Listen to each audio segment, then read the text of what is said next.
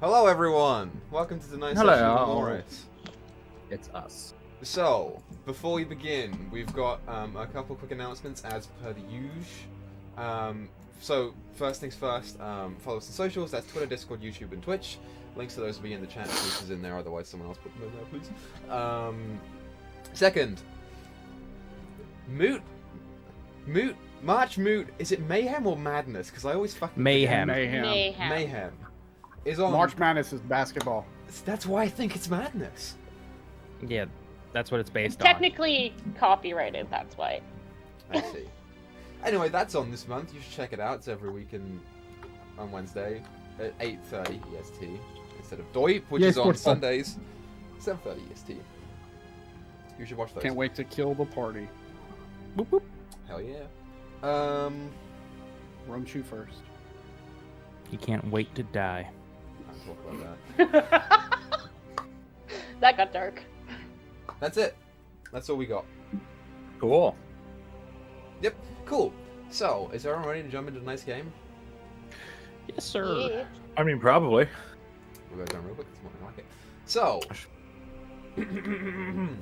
previously on Emoris, Silver Goats had you had made your way into the heart of the Shadowfell to hit the gate, following your quest to kill Geldrick's sister called Simpel.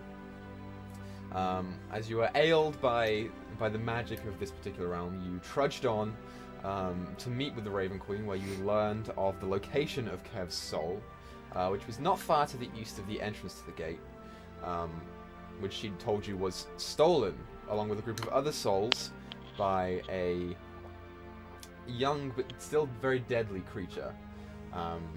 So you made your way there, and you battled the beast, culminating in Geldrick, your new ally, chopping its head off, while Wade attempted to talk to Kev, only to find that his soul had no recollection of who any of you were, or even himself. He didn't know who he was. And upon closer inspection, after the battle was done, Izzy, you used your divine sense and realized that there appeared to be this darker shadow that was sort of latched onto the form of Kev's soul. And upon pointing this out, it attempted to possess Wade's body, and it did. And as you both, Izzy and Free, saw Wade sort of stagger back a bit before stabilizing himself and snapping his fingers and holding a small bead of fire up to his own head, as a familiar voice rang out, saying that they wanted to make a deal with you. And that is where we left off. So, as Thyra, Geldrick, and Lakian are inspecting the body of the recently decapitated creature, Free and Izzy, you look towards Wade as Zephiva's voice calls out from inside of his body. What would everyone want to do here? We can start with the chopped head off group if you want. Would any of us pick up on that? Or not too far away? You guys have a pretty high passive. I would say, sure, yeah, you could probably pick up on this at this point. Alright, cool. Instantly, I'm going to quietly kind of reach out to the matron, the Raven Queen, and ask for some assistance, because there's a rogue soul that is being very problematic. Other than we already took care of the creature. Okay, make a persuasion check. She's being naughty.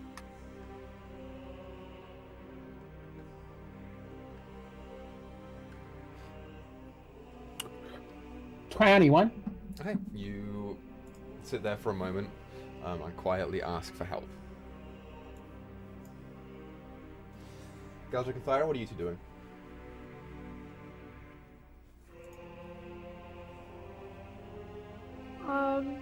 Sarah's gonna make her way slowly over behind Izzy. Okay, so you start I'm just moving gonna off. say, what the hell is going on? See if I can do this accent.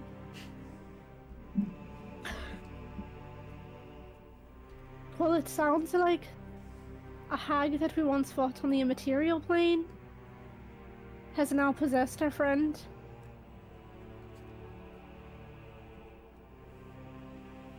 Geldrick's just kind of looking at the situation. Okay. We're not exactly what you would call friends.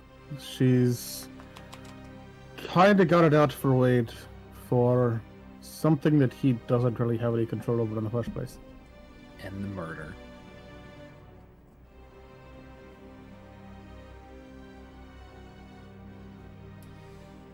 So, as the three of you start making your way over, Wade, are you saying anything? What do you want? So Izzy and Free, you see Wade sort of like cock his head down for a second. Shut up, Wade. I'll deal with you soon. What are you two doing? I suppose I'm looking at Free, and look at the possessed Wade and be like, what you want then? I think I made my position pretty clear. Head sort of like looks directly at you, Izzy. I want to make a deal. Well, then first, you should put your hand down. Because we both know if he goes down, you just expose yourself to everyone here. Including the Raven Queen, whose gate is not so far away. So don't be hasty. She turns to you. Darling, you are pretty, but you ain't much of a thinker. You see, Wade is my contingency. He is my bargaining chip. I ain't giving him up yet. Now, She turns back to you, Izzy. you got something that I need, sweetie. And I'm prepared to barter. What'll it cost me to get that thing in your head? Oh shit. Certainly a surprise. What do you know about it? More'n you. I know what it is. And But what what it's is it? capable of. Oh, I'm sure you are. So what is it? Make a persuasion check. While this is going on, Equa, I do want to just mention I'm not walking up, just casually strolling up. I'm going to try and sneak around behind where all this is going on. So, Persuasion? Oh, persuasion isn't as high. Oh no, it is. Sorry, it's a good performance. That is a 18. 18? Okay, sure. Yeah, she looks at you. That is a creature of significant restorative abilities. Oh, really? Because from what I know, he just eats things. Oh, it does.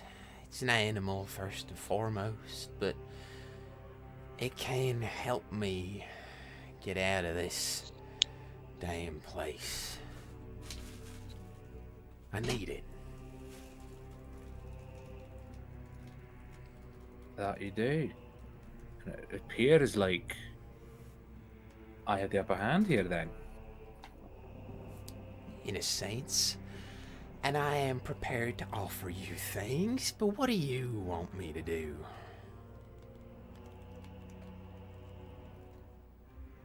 I want you to get out of Wade.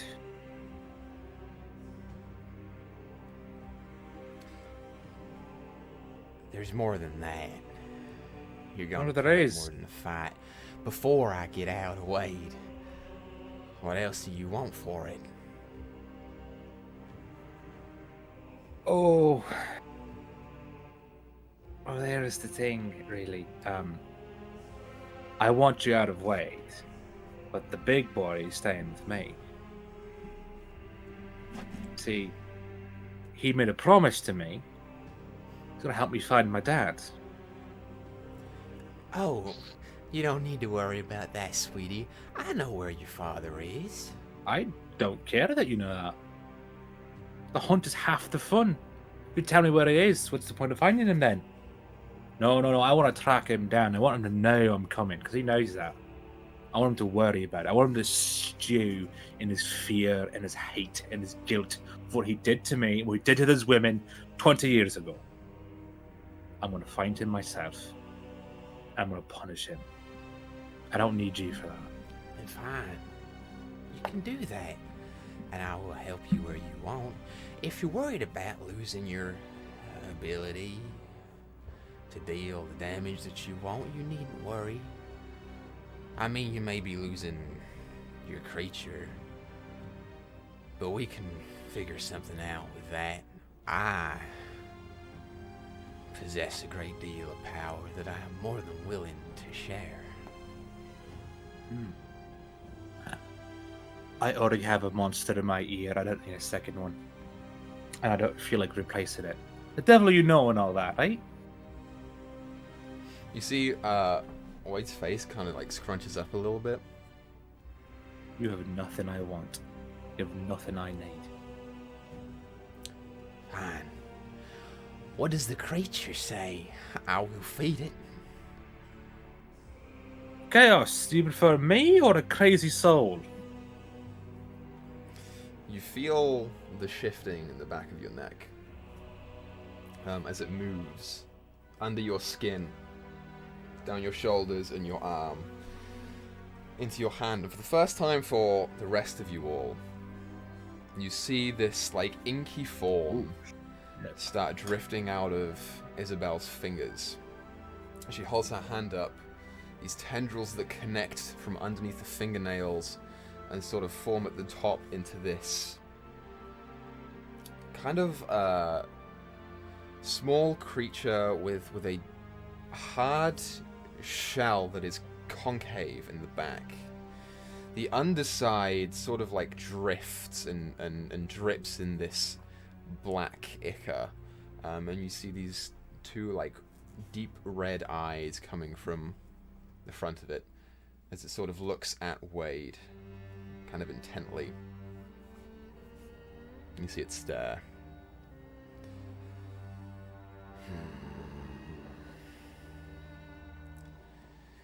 It would feed me.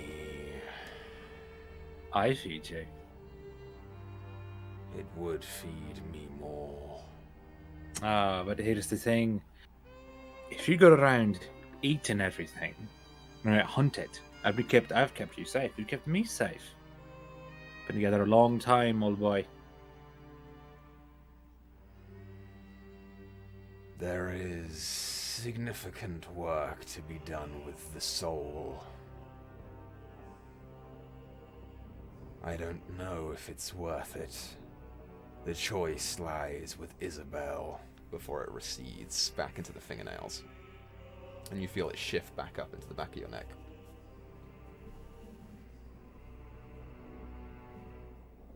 Looks like I have everything you want, and you have nothing I want. Except for Wade, but I'm not giving you chaos for that. I think I can get him out.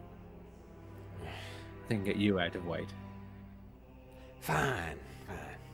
New deal. You'll give it to me, or I will kill Wade, and at this proximity, he will just die beyond resurrection. Does anyone else have anything to say? Look around to Free and my party. The rest of you would have probably caught up by now. I would have been watching this exchange. Zafifa.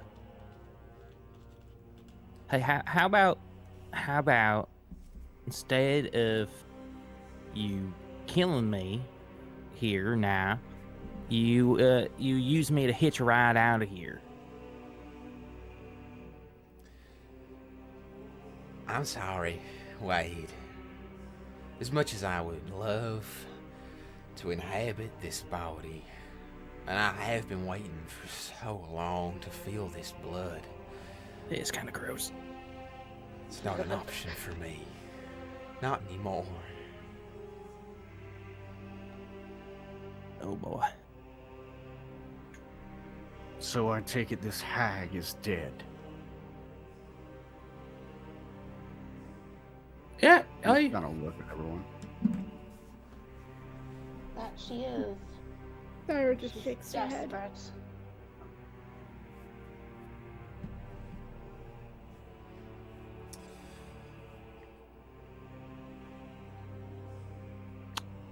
Equa, am I seeing any kind of help or anything like that coming this direction from the gate? Or Make a no? perception check.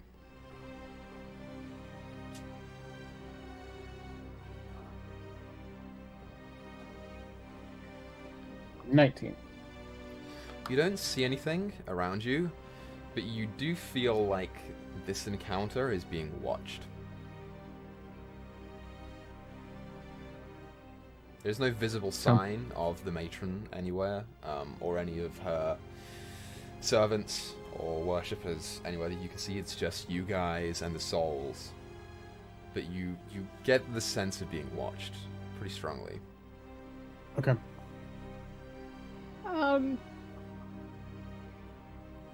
Did I, in my insight,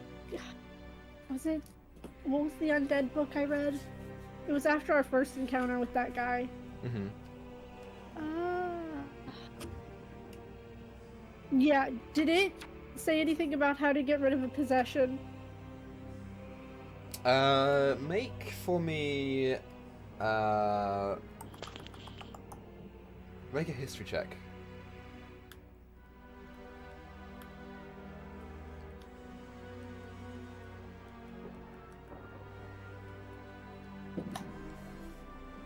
Oh, the 18 plus 4. Okay. 22? So yeah, so you read about ghosts in that book. The notable ways to getting rid of possession. Once a target's possessed, it's kind of difficult to get rid of it. You could drop the body if you deal significant damage to it and it becomes unconscious.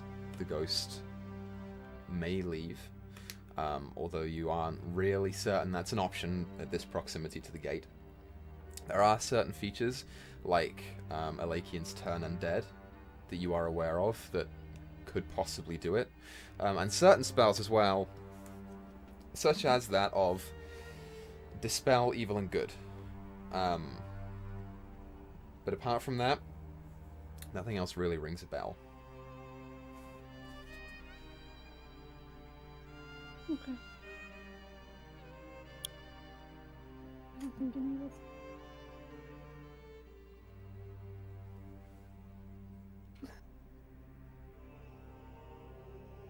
Well, apart from what Elakian did the last time, there's not much we can do to get her out. Equa, how close would I be behind Wade by now? If I'm sneaking up behind them? Would I Make a probably be stealth like check right about for me. there? Okay. And Wade, go ahead and make a perception check. 29. You die. 17 plus 4. So pretty good roll, but not 21. quite enough for Lakin. You'd be probably... You've got pretty decent cover with the rocks here. Put yourself right about there. And he doesn't seem to be Okay. noticing you. Okay.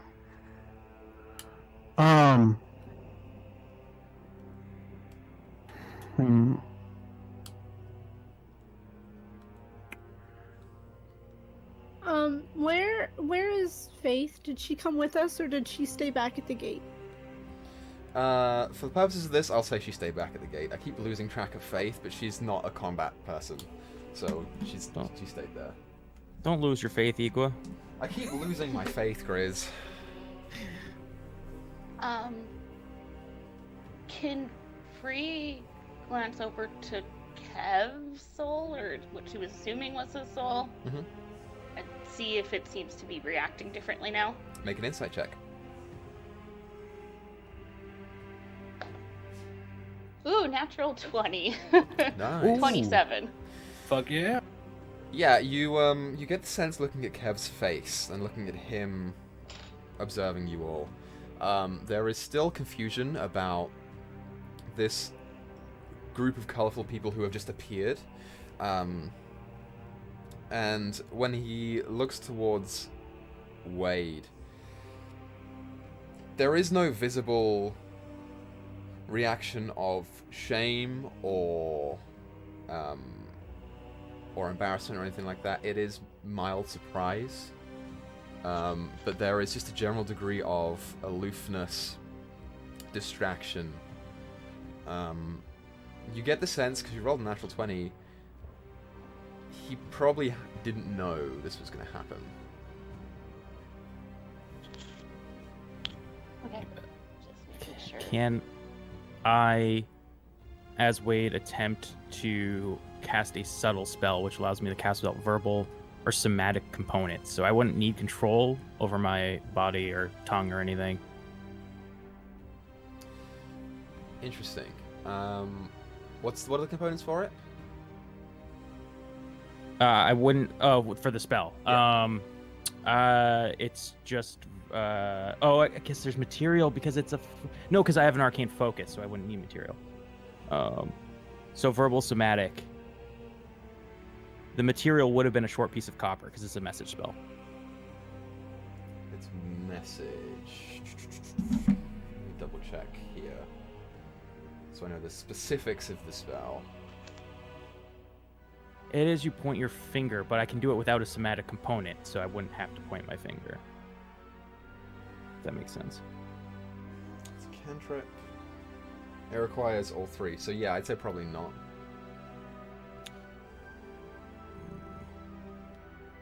But the material gets replaced by an arcane Material does, but you would still component, need arcane, whatever it's called, focus. semantic, which is which you Right, don't but have. subtle spell allows me to cast without somatic or verbal components.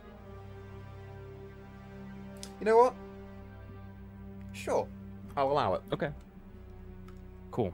I'm shooting a message over the free that's just, if this goes south, please promise me that you'll continue to find Kev. Of course, but I'm not letting her take you again. Thank you. Oh, I guess I can't cast another one, but I would say thank you in my head anyways. She continues looking around at all of you. You know, looks to me like you ain't got no real ability to get me out of here except by killing Wade. And I must say, And you watches with the other hand, she holds up the gem. you killed Wade, and I'll just enter this. And I, looking around at you, fine folk, and wagering you don't know how to get someone out of this, do you? I mean, there is the god we've been talking to. Sort of looks back at the gate. Out of curiosity, do any of us know how to get someone out of that thing? None of you have really had very much exposure to soul gems apart from what Kiva has said to you.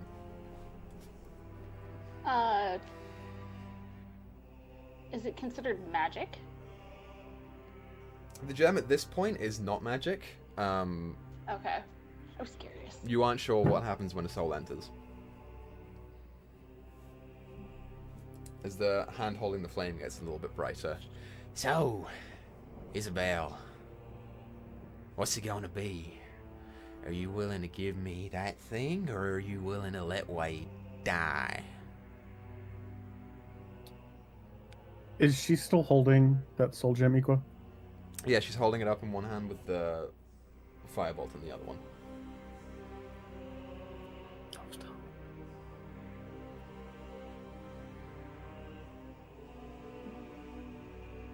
Sorry about that. I want to try and sneak up close enough and try and wrestle the soul gem from out of Wade's hands. Are you trying to grapple, or are you trying to just pick it away? Trying to just snatch it out of his hand. Okay, so you get up close. Make a stealth check.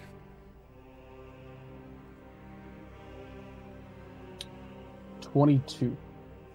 It's pretty good. You managed to get right up next to Wade. Go ahead and make a sleight of hand check. Come on. Natural 20 Oh shit. for a total of 31. Oh, I love you. Okay, sure. I'm gonna steal all your dice. So, Holy fuck. let me just double check this here Oh. real quick.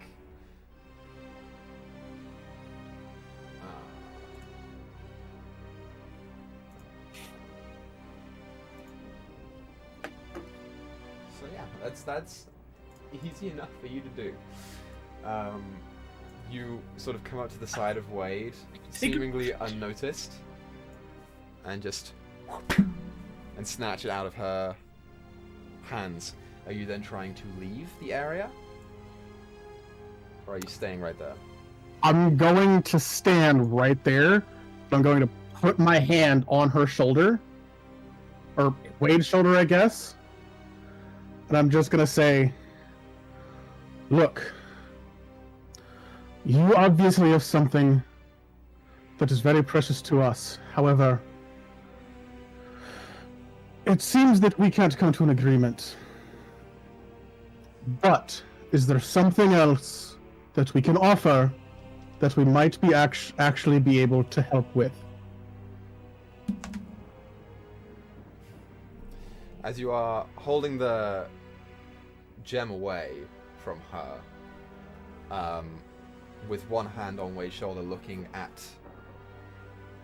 into his eyes, you see his eyes kind of like are changed now into the familiar yellowish glow, and you feel her hand just flourish underneath of your gaze as you feel that gem from that you're holding.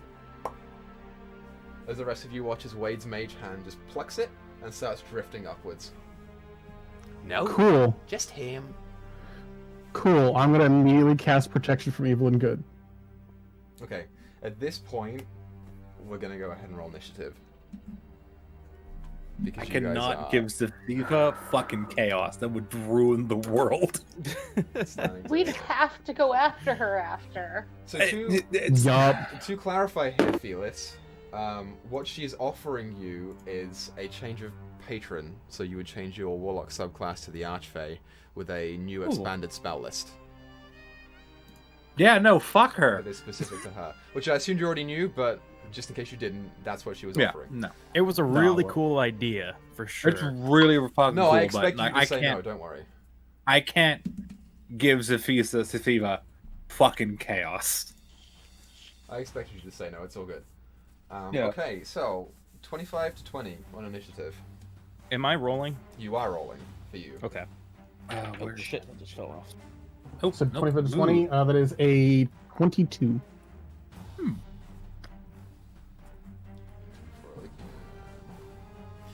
20 to 15. 15. My heart. When you do that natural 20, that produces engine. 15 to 10. 11. 13. 14. So Easy, you got a 14. Thar, you got a 13. Yeah. I got an That's 11. my girl. Thyra got That's my boy. 13. Wait, you got an 11. And then Geldrick, what'd you get? A 0, because I have a -1 and I rolled a nat 1. Beautiful. Love to see it. Is that wrong? I didn't see one. Cool. So, Alakian, you're using your action to cast Protection from Good and Evil? Correct, yes. Okay. Cool, so you touch Wade, and you focus for a second, and you feel this burst of radiance just into Wade's body. And what else do you want to do in your turn? I am going to then section disengage and back up. But Okay, so you're just So- sitting where you are? I'm going to back up to right there. Fair enough. So you disengage and back up. Awesome. Free, it's your turn. Okay.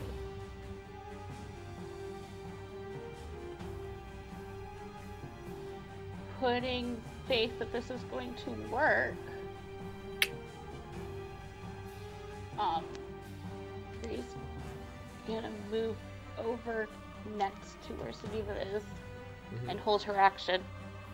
What are you Cast holding your Dimension action Door. to do?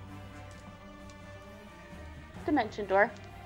Okay, so you're holding your action to Dimension Door. Coolio. That's your turn. Izzy, you are up. Beautiful. Absolutely beautiful.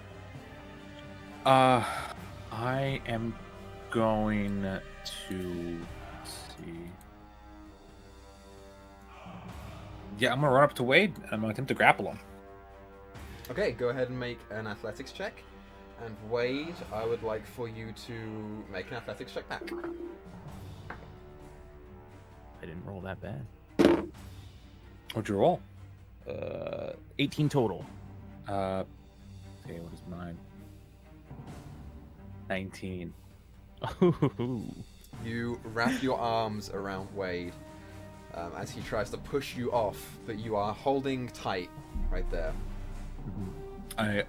When I'm close to him, like, Wade, if I punch you, I want you to know that I'm not punching you, I'm punching the thing inside you. Okay, Thyra, it's your turn. Yeah, I'm gonna. I might regret this, but I'm gonna move my movement up to Wade next to Izzy, taking out my crap tons of rope, and I'm gonna start tying Wade's hands together. Okay. So, for this, Izzy doesn't have his hands, so I would like for you to make a dex check, and Wade, you can contest it with either athletics or acrobatics. Am I disadvantaged for being grappled? Isn't that what the grapple condition does? I'm not sure. The grapple condition. I not the dex saving throws, I think. Your speed becomes 0. You can't benefit from any bonus to your speed. That's it. Okay. I think I'm strained. That is one less than last time. 17. Oh well, I rolled an 18, and you said it was dex. My dex is a +2, so it's a dirty 20. Okay, so you start wrapping your hands around Wade. I just want to say that when you said, like, I might regret this, my brain was like, are you gonna bury your axe into Wade's I chest? thought that's what she was gonna do. Just No, I only said I might regret this because I am not sure if Equal will make me attack Wade if he casts a spell. You don't have to. So, tying someone's hands up, I would consider probably more than one check to get it really secure. You've got it there, so I will make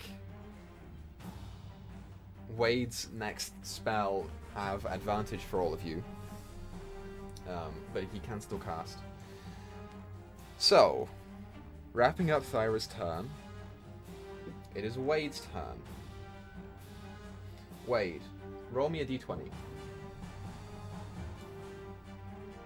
I just rolled a nat 1. I'm not even kidding. Roll d100 for me. Oh my god. I kind of want to show the world. D100. Check. 97. Okay, good to know. So, Thyra, as you're sort of starting to get Wade's hands wrapped up, you watch as he starts flickering them and starting to twitch them out. And as he does so, this little crackle of electricity starts caking his skin and moving up to his neck and his face, as his skin starts turning darker and becomes harder, almost like it's made of rock. So Wade, your AC increases by 3, and you gain resistance to non-magical bludgeoning, piercing, and slashing damage for the next minute. And on that note, the spell goes off. I need for everyone but Galdrick to make me a dex saving throw with advantage. Beautiful. She Ooh. cast- 26. 26. 21. 21. 20. I rolled a 19. 14. 14, so 3 you fail. Wade, you're rolling too. Oh, I'm rolling. Yep. I figured she wasn't attacking herself. A nat 20. Wow, this Nat dice 20. is really weird. So Wade, go ahead and roll 8d6 fire damage. 5-ball. 8d6? Yep.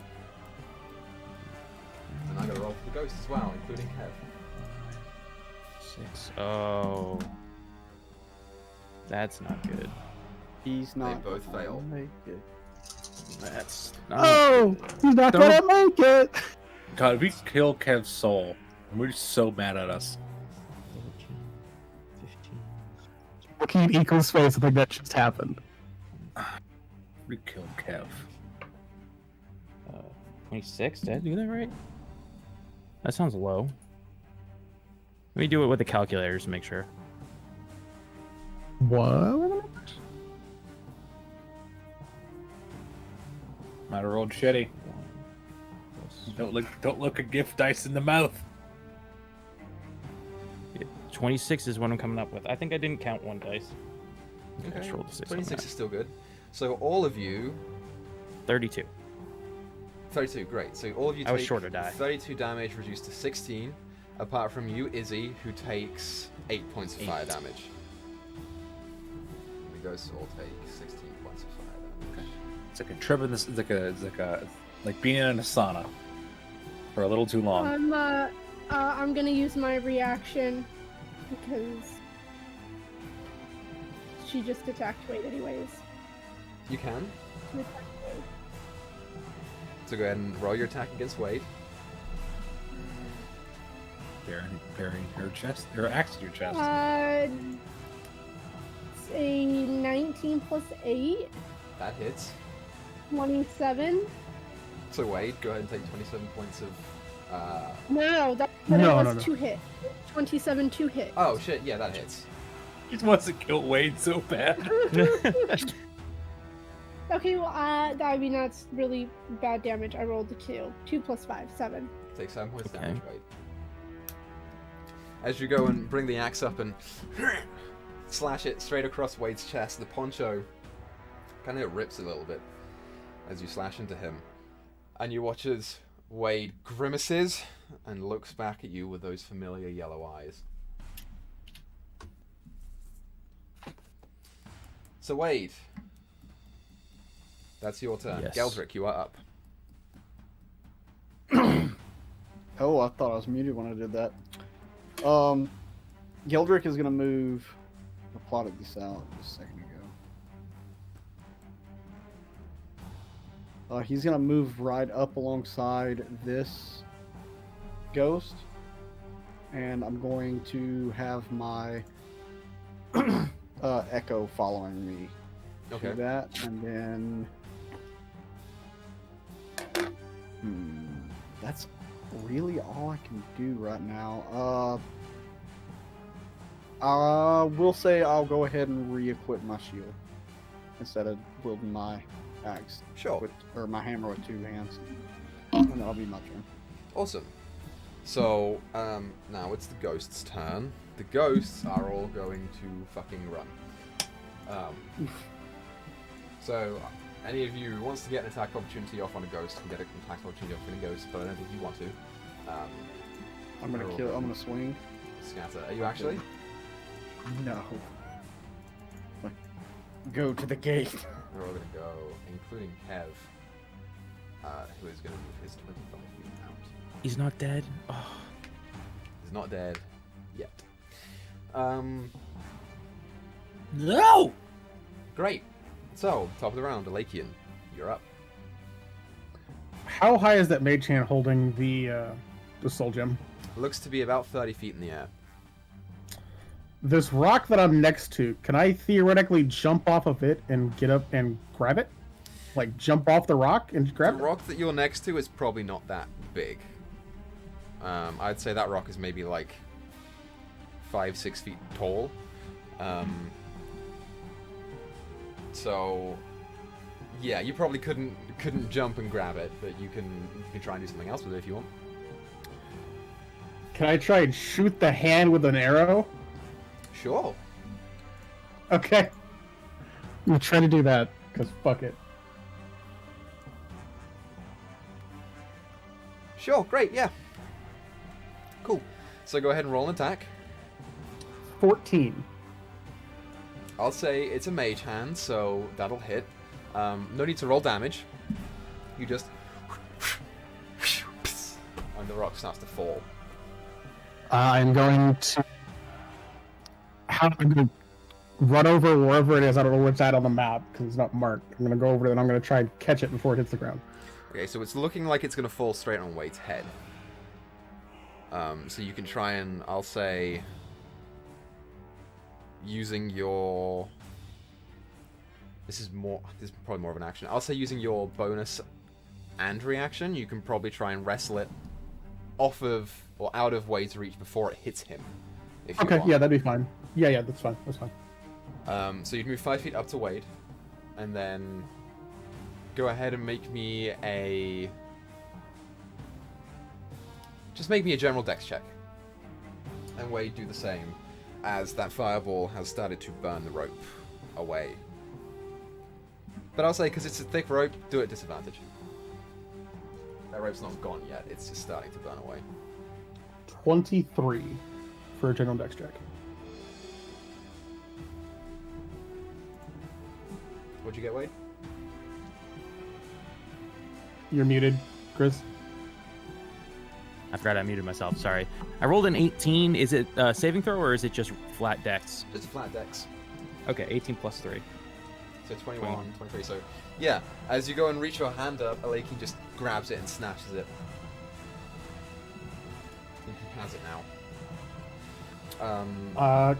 Can I use the rest of my movement, or was that all of my movement to do all of that too, in addition to the I'll say you bonus can action have- and reaction? You can have half your movement left. That's fine. Cool. So basically, I use 5 to get there, so I'd have.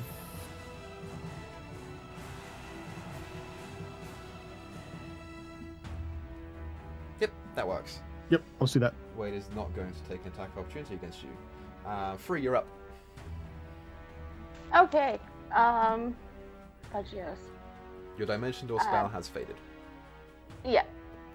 Beacon of Hope. Okay. And, Are you including Wade in that Beacon of Hope?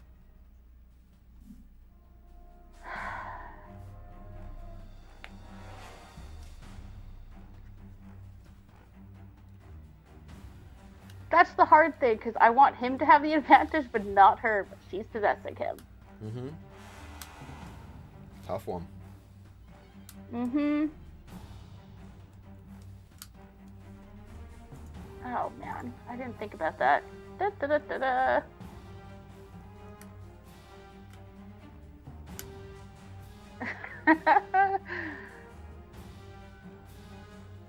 No. Equa, what is it for concentration checks? Because I forgot to roll that for the thing. It's a Constitution check. And Just Constitution check? It's got to equal more than half the damage taken. Okay, then yeah, I'm fine. I rolled 18 and I took 16, so yeah, I'm good. Mm-hmm.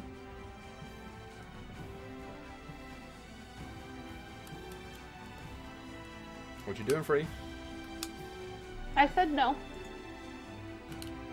So, not on Wade. Okay, great. So, as you flourish your hands and say the word, this beacon of radiance starts emanating from you, encompassing everyone but Wade. So you all have advantage on wisdom saving throws and death saving throws. And regain max Beautiful. hit points from healing. Anything else you're doing, Free?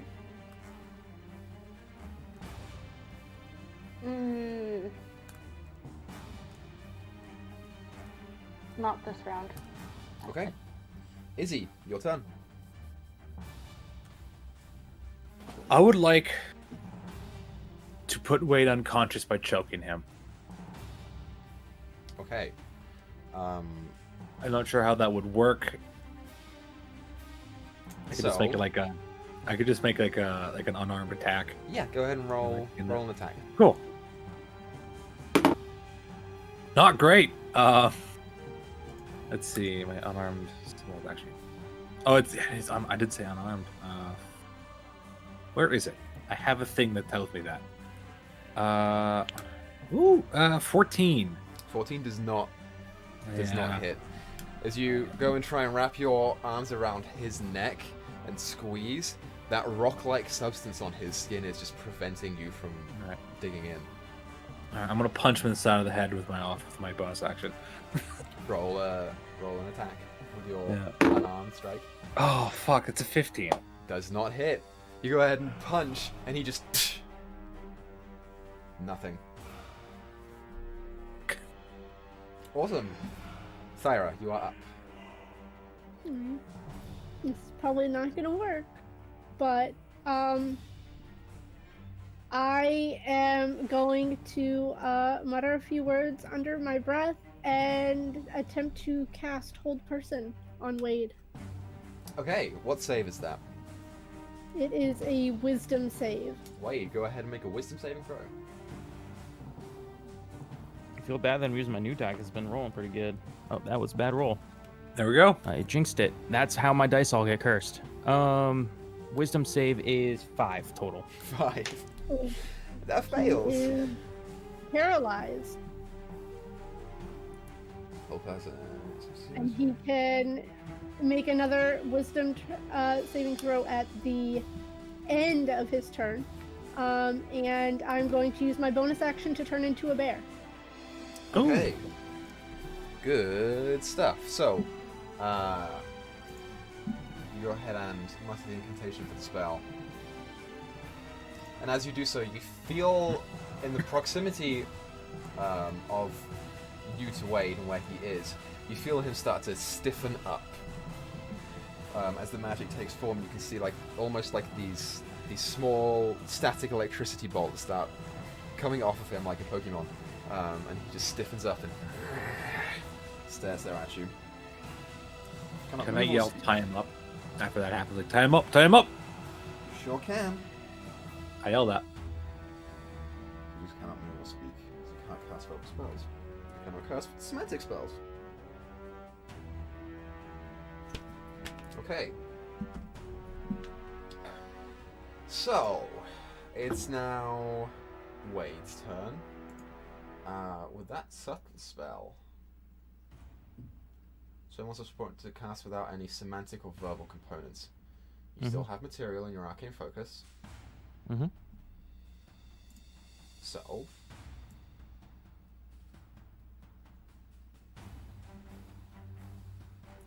Wade's going to do the same thing again. And he's going to use Subtle Spell to cast Fireball at 3rd level. So, I will give everyone, since I'll say now the rope would have basically burned away, but just that bit that was holding him, you still have the rest of your rope, it's fine. Everyone else, go ahead and make a dexterity saving throw for me. And Wade will be a d20. I did 11. I refuse. Great. If you're paralyzed, don't you automatically fail dex saves? Yes, but that's not what Wade's thing is for. Oh, Yeah, it was right, my wild right. magic. Yeah, no, sure. 21 again, by the way. So 21 succeeds. Yeah. I rolled a 2. 27. You rolled a 2, great. 27, and Free, what'd you get?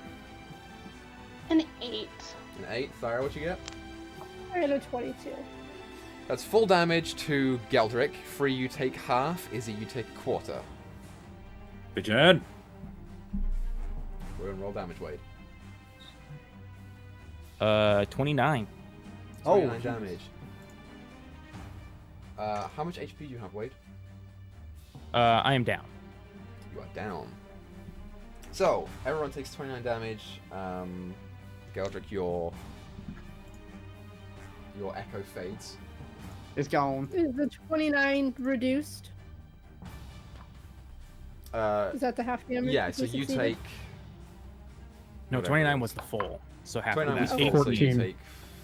14. 14, yeah. And then Izzy, you take 8. And you watch as Wade, in the middle of this fireball sort of like sways a little bit, the edges of his cloak and his clothes like catching in this grey fire, and he just crumples to the ground. And inside of his chest you see this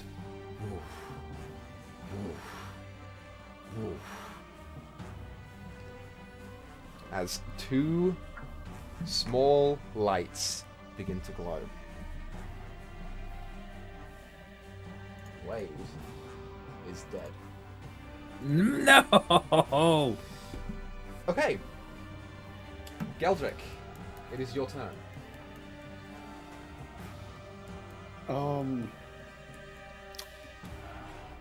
Okay. I guess Geldrick's going to... Let's see. Just move up and, I'll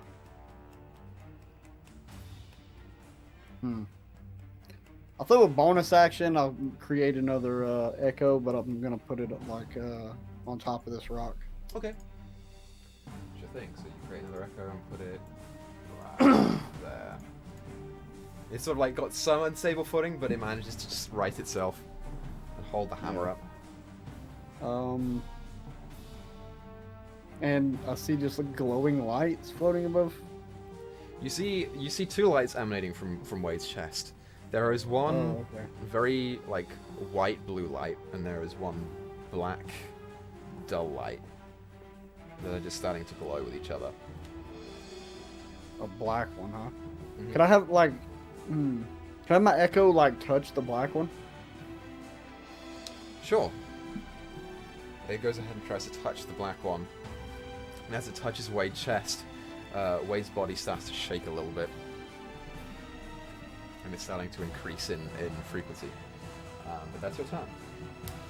Okay. Elakian, you are up. Alright, so you said Wade is like completely dead right now, is what you're saying? From what you can Looks tell, with your proximity and knowing what's happening around here, you gather that Wade is starting to die. Yep. Starting or died? You don't know.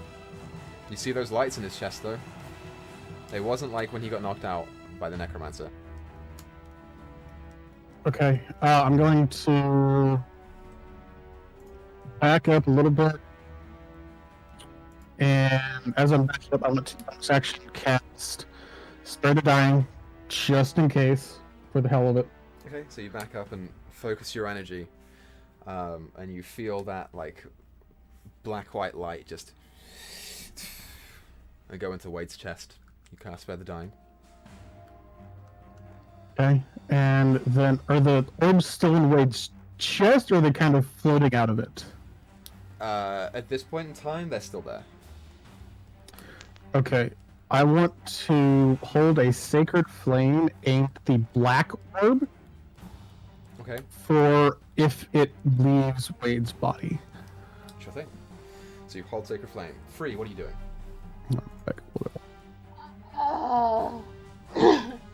Free will just kneel down and cast Healing Word, cause no, and then just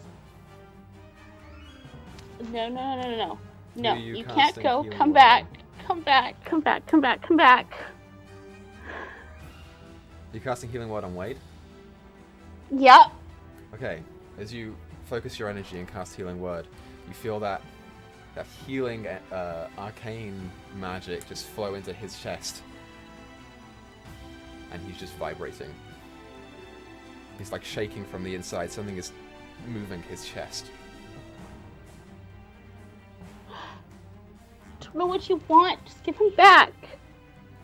Then that's your turn. Izzy, you are up.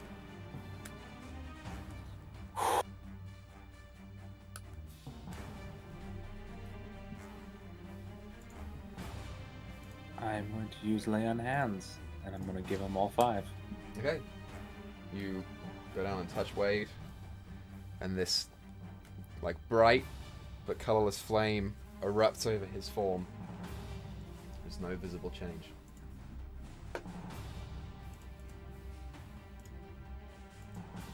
Come on, boy, wake up.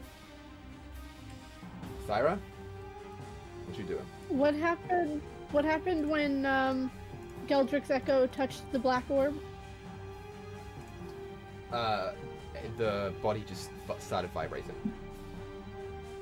Was he able to touch the orb? He touched the chest above where the orb was.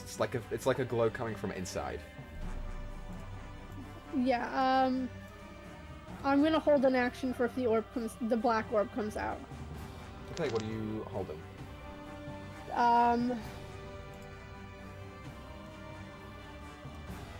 My claw attack. Okay, great. So I'm just gonna grab it with my claws if it comes out. So Wade, it is your turn. You feel the fire erupt around you and start encompassing your body, and then your consciousness fades and there is nothing but blackness. And then something else. As you open your eyes and start drifting up out of your body, the rest of you all watch as a bluish white version of Wade starts drifting out of his chest, simultaneously with a very deep black large figure at the same time, and they are just looking at each other. As they do so, I'm going to go ahead and make you all move back a little bit to make room for them to do that. So, Wade, you're right there. And the hag is right there. But it is your turn, Wade. So, what I want you to go ahead and do is Back in that body, boy. look up on D&D Beyond the statistics for Ghost. And you can use Okay. any one action. Would my spell go off on Zephiva? Question mark? It would, since it started rising up. Both yours and Thyra's, so go ahead and make an attack, both of you. I need a dex saving throw from her. 16. Okay, exit. Okay, as you let Isn't it loose, falling, right? there is some emotional weight that is just holding on you, and you let loose, and the bolt just scatters among the rocks. What did you get, Thyra? I rolled an 18, 18 hits. so that's 14 slashing damage. 14 slashing damage. Okay. As you go ahead and slash into the form of the creature, it half catches and half goes through. Doesn't do as much as it normally would. So Wade, what you doing? Is it still all black around me, or? As you rise up, you can see your friends around you, and you can see that form of the black hag just looking at you. I look down. Do I see my body? You do. Possession. Can I take over my body? Okay, as you go and look down at your body, and you put your hands to it, and try and enter into it, you just fade through. Okay. Does that count as my action then? It would. Shit. Okay. That's my action. As Zephiva rises, sort of staring at you, you see her grin, this like gnarly manged teeth just grinning back at you. You also see, and Geldrick, you would see this as well, the form of her is not wholly there. It's almost as if most of it has been slowly being ripped away, and there is not much left except for sort of the upper half, the head, and the arms. As she turns to free, she's going to... Actually, I need to roll for that. She's going to turn to you, Free, and move a step closer. as that shadowy form, I would like for you to go ahead and make for me a charisma saving throw.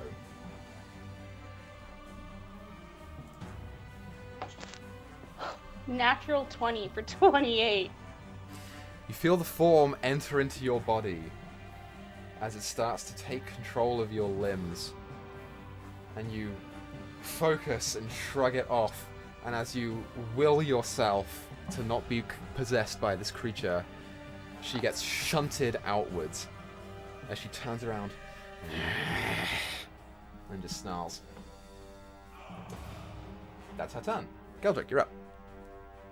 Geldrick is going to use his echo to swing at the back of its head twice.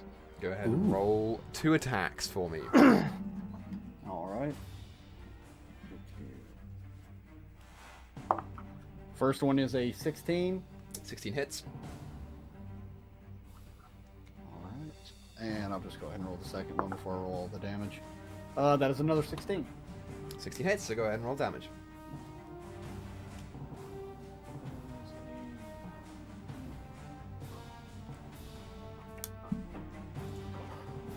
So for the first one, that is 10. Okay. 10 points of damage. And the second one is 8. Okay. Okay. She's... As you go ahead and swing twice at her, with each hit, you take some of the form away. It's like this form is not holding up as well as the other ones here. And with each swing, part of it just dissipates. But you're making contact, and you are hitting. Anything else on your turn? I'm going to move myself to get up alongside Free. And that would be my turn right there. Okay. Alekian, you are up.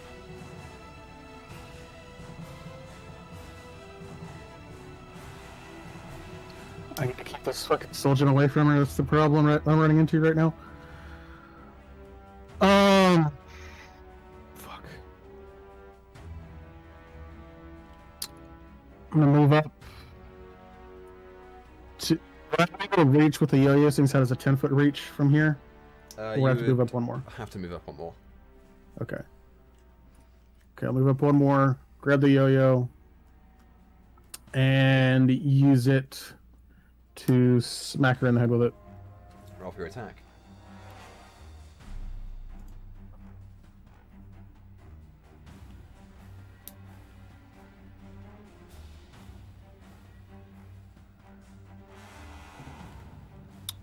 .24 24 hits. to hit. Okay.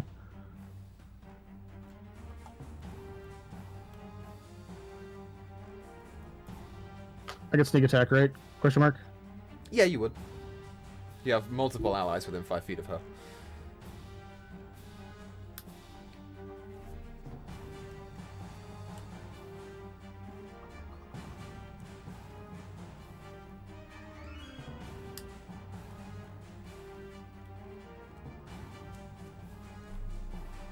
Math is hard whenever there's so many. Hang on. 5 plus 5 plus 2. So that's 12 just from that. Plus another 1. That's 13. Plus 5. It's 18. And then sneak attack is another 12. So 18 12 is 30. Okay.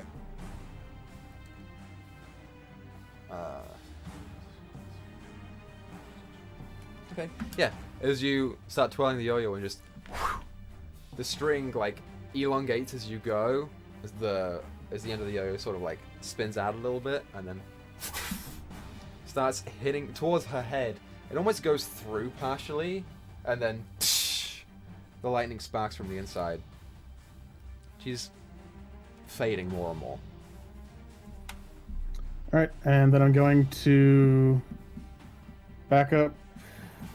That's 20, and then bonus action dash to get over here. Okay. Cool. Free. It's your turn. You see what you can Alright. rationally assume to be Wade's soul and Zafiva's soul hovering over his body. She is just glaring at Saviva at this point. I am so tired of losing the people I love. And she will cast a second level Dissonant Whispers at her. I need a wisdom save. Okay. She rolled a natural 2, so that succeeds. Alright.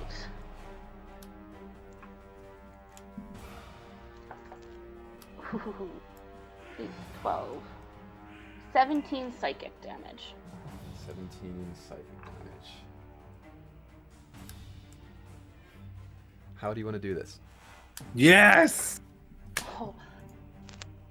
The whispers just become infernal screechings in her head, and I just want her to just burst into dust and just vanish, never to be seen again. Okay, awesome. Yeah, as she finishes trying to possess you and turns around back to Wade, who's just sort of floating there, kind of like confused, you let loose the incantation, and these string of voices just and sort of start to swirl around her head as she looks frequently more terrified. As she clutches the inside of her head, the hands almost go through to the very, very center of her head. As she starts, "No, I ain't ready for this." Before the form, pieces of it just start scattering and dissipating. She doesn't fully disappear, but what is left are just remnants, just pieces of this flickering grey and black light that just crumple to the ground as she starts just crawling, barely able to move at all. So for the purposes of this, combat is over.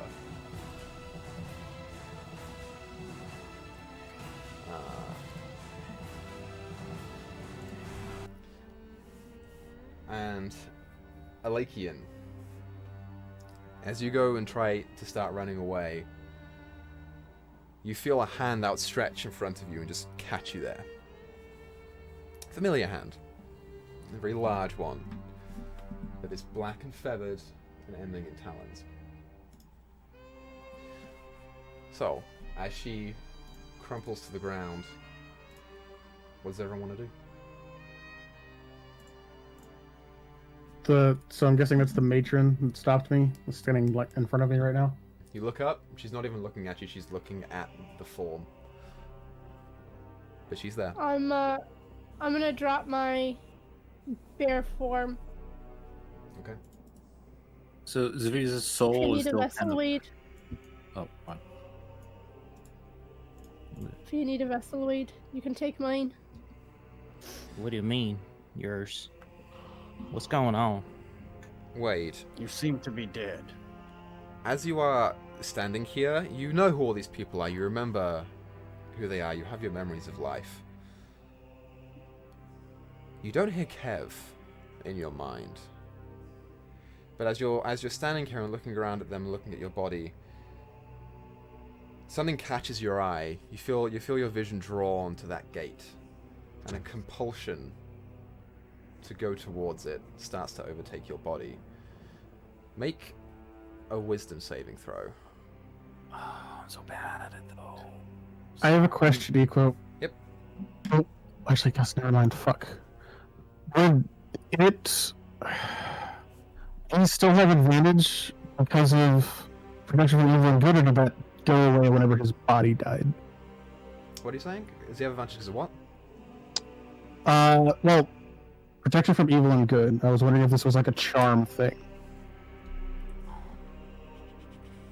Let me look up the definition of the spell real quick.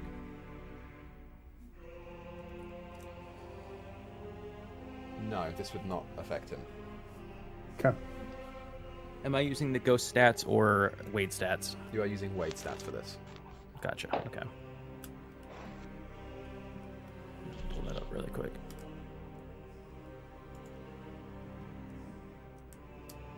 All right. I'm changing cameras for this. I'm not even joking. It's that one, isn't it?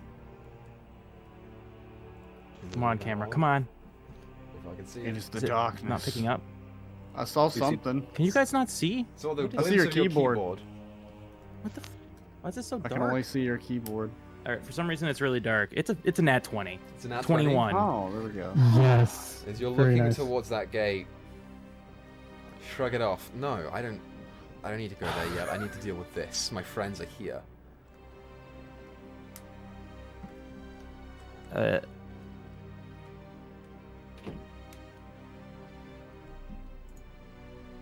What?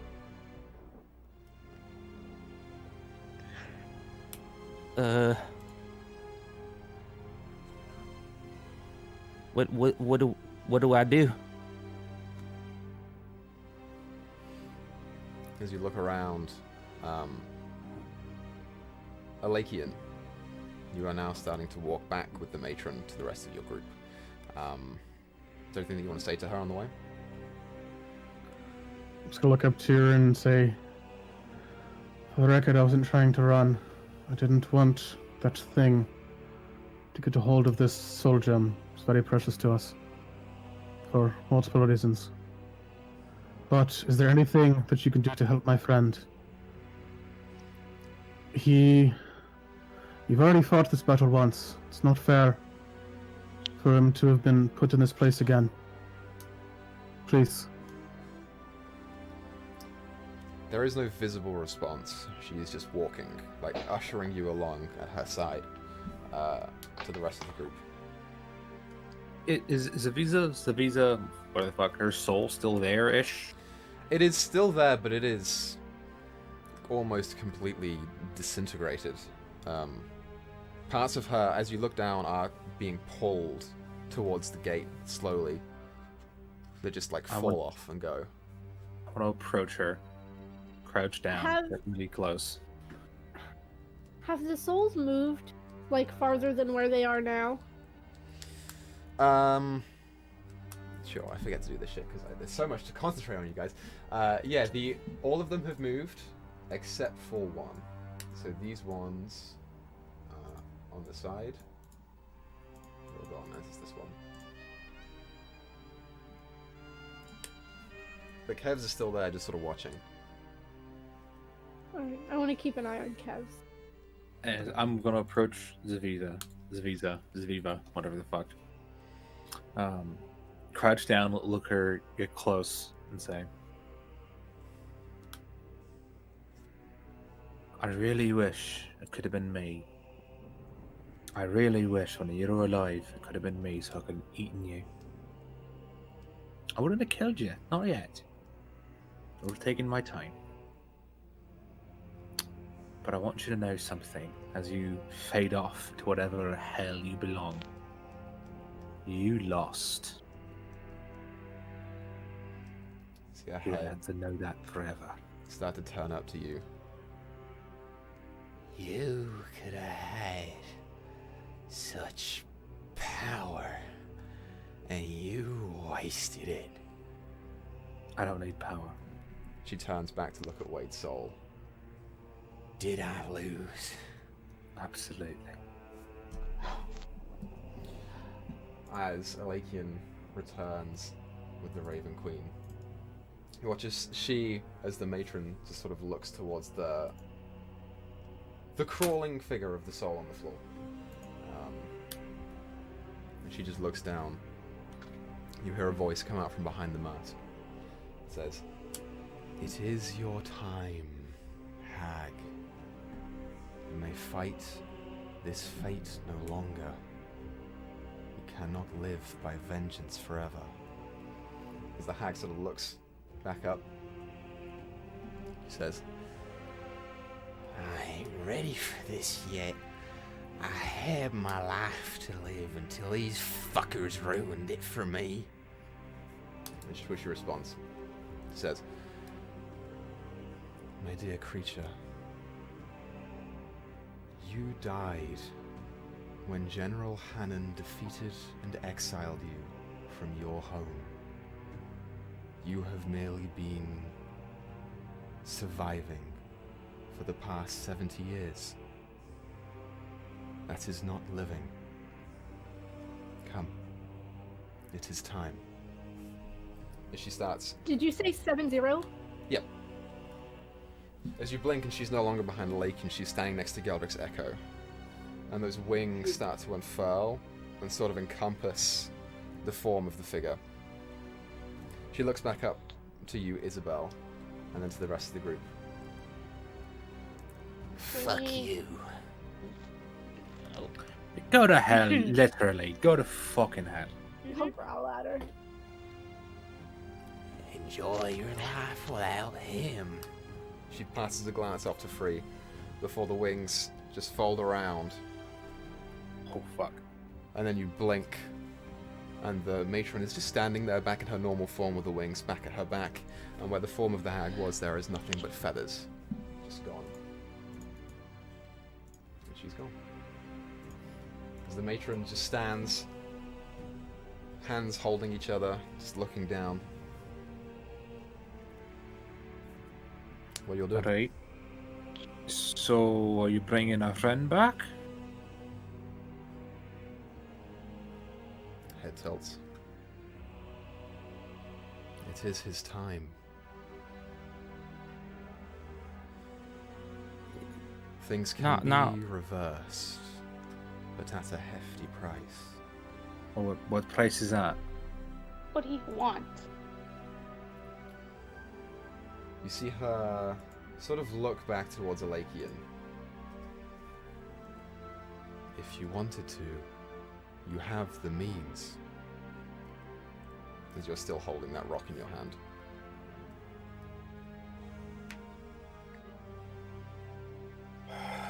But it may cost you. And she looks back towards Kev Sol, who is just standing there. You're a god. You can bring him back. And what are you willing to give? What would be worth it? He looks back to you, Wade. What are you willing to give?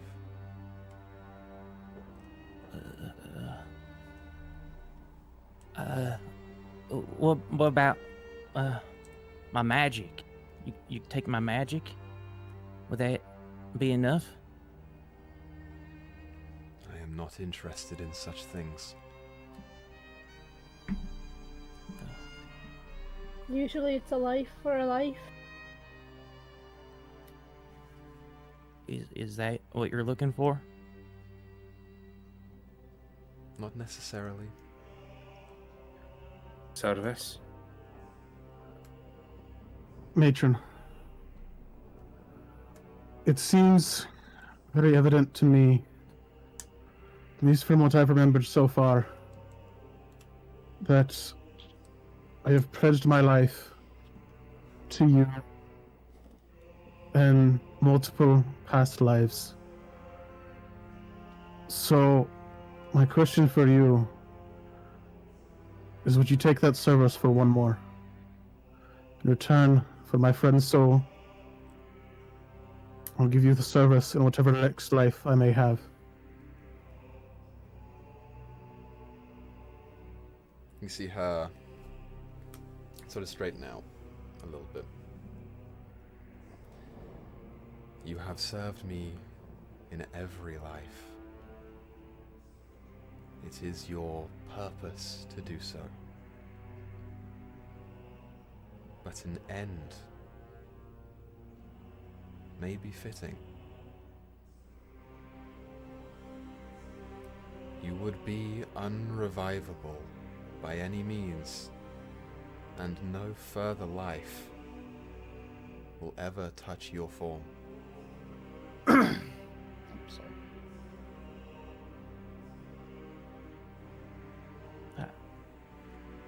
I couldn't let you do that, Lakian.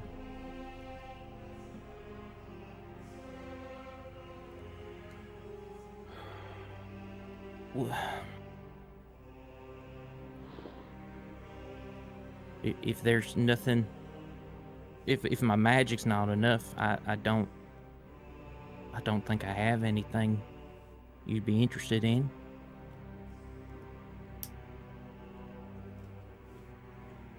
Is there something else that we can do for you? It's not that I'm afraid to die, because I mean it's not like that's been an issue as of yet. But if it were to be as what happened to our friend here, where if I were to go unconscious and my body is just gone, I don't think I'd be able to help these people get what they need done. And I don't think it would, and most of all, I don't think it would be fair to them more than anything. So, I ask again, is there anything else that we can do for you? Somebody that you need us to get rid of, take care of, end them in whatever means necessary to bring our friend back?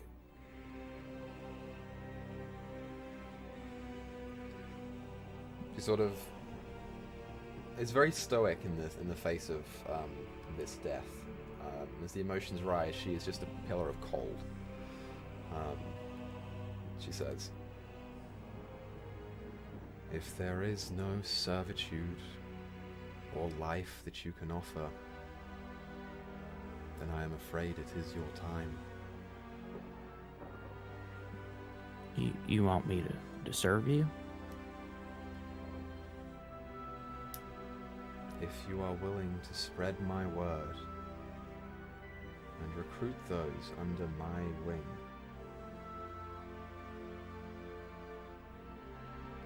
It's a good deal. that is honorable. Not for nothing, Wade, but it's not much more than what I do now, to be perfectly honest. I mean, it'd just be two of us now that would be spreading the good word, as it were. I am afraid you are running out of time. Do you have She a looks pamphlet? back to Wade's body, and you see another faint light emanating from the inside of his head. If he doesn't want to do it, I will. What if we got Vecna's eye? What if we got your eye? For you. The Lich King will die when it is his time. Sounds back to you, Free. Are you willing to give your I'll be your- life in servitude to me to save him?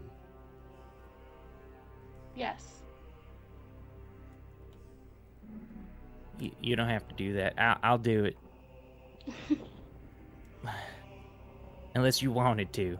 I'll do it. Wait, I think we would all do it. Yeah. I honestly was waiting for you to decide whether or not you wanted to do it, Wade. I'll do it. That's my boy. Very well. You will become my champion, Wade and Water. The champion of the matron. Come. Am I gonna have a fellow paladin? And she beckons you towards her. In my ghost form. Yep. Don't I need that? I point to my body. Come. Okay. As you walk towards her, the wings start to stretch out once again. And as they encompass the form of Wade's soul and the body, you all have to take a couple steps back to allow the process to happen. As they form this protective dome around both of Wade's forms. And you see from where the feathers split a little bit, or where there are holes in this, small pieces of bright white light start to emanate. It becomes brighter and brighter. So bright that you all kind of have to look away. As there is a large flash of this pure white light. You will look back, and the wings start to furl backwards once again. Wade, as you are lying there, you have these pictures, these thoughts emerge into your brain of that gate, of what it means to be beyond, of all the people that are there. And then that's gone, and all you see are feathers. And as your eyes open, you feel instantly cold. As you... and the breath starts to hit your chest once again. That fog emerges from your mouth. You are freezing, but you are alive. Welcome back. The moment I see Wade, I'm gonna run up to him. Hey, yo. Fuck's He sake, it's just freezing. hugs him. Yeah. Yeah. Did it get colder? Izzy's gonna grab him and like from behind and put him against her chest and kind of wrap her arms around him because she's literally like a few degrees hotter, which is canon. Try to warm him up. It's true. Yeah, that's nice. That's nice. That is worth it there, kid. Dyer's Oh, gonna back away behind these rocks where nobody can see her and just drop to a knee. Okay. Wade, as you Well? feel Izzy's arms around you, your head is remarkably quiet. Before you hear, "Oh my god, what the hell was that, Wade? I'm gonna kill you, Cave. I'm gonna fucking kill you. I think you just did." Ugh. Ah, you're gone, bud. Everything went dark. I was fading, man. Yeah, I died, Kev. I definitely died. I don't know what you did to come back, but that we are gonna need to talk about this because you can't be doing shit like that anymore, Wade. I mean, I know it wasn't your fault, but like, be more careful, man. Shit. Agreed.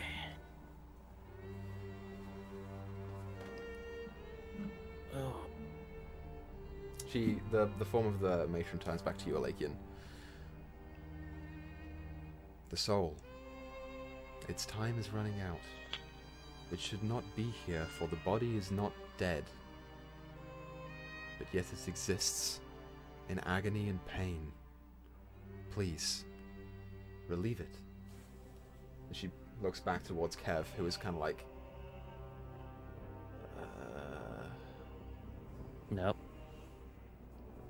No. Wade, would you like the honors? Yeah. She doesn't mean Oh. kill his soul, right? No. This. Okay. Wade. I'll hand it to him. All right, Kev. I'm gonna be quietly casting Cure Wounds on myself as blood just starts pouring out of everywhere. Okay. Take a moment to sit behind a rock in silence and quietly try and reverse what is happening to you. I'll go up to Kev's soul. Wait, I don't... Are you sure? As he looks back up to the queen. She just says nothing. Yeah, Kev. You belong with us. We're gonna get you back.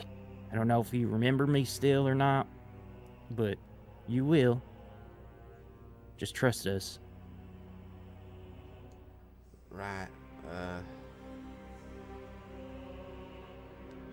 make a persuasion check. It's like she said, it's not your time, Kev. 16. Sorry, hold on. That was perception. Persuasion's better. 20. 20. Yeah, he... Okay. Alright. Sort of leans forward a little bit. And just waits. Just kind of take the stone and tap it like to his, where it's like third eye would be. I don't know how this thing works. Yeah, exactly like that.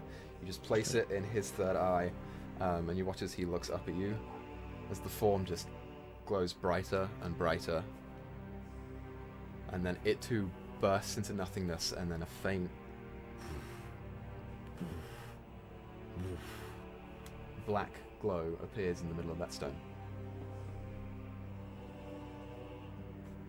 I just take it and kind of squeeze it a little bit and hold it in tight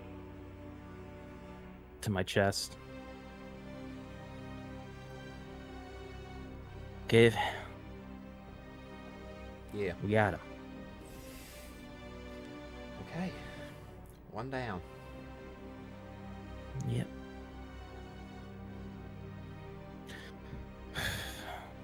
So,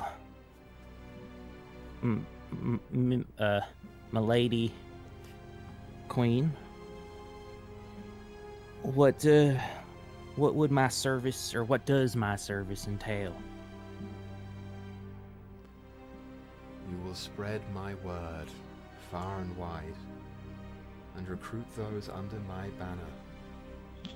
You will slay the forces of undead wherever they may find themselves, and any creatures that pose a threat to us or the world, and anyone who tries to prevent their time. You will see to it that they arrive on schedule. You will be informed more as time goes on, but for now, we may meet back at the gate, and you will go home. Oh, thank goodness. Thank you.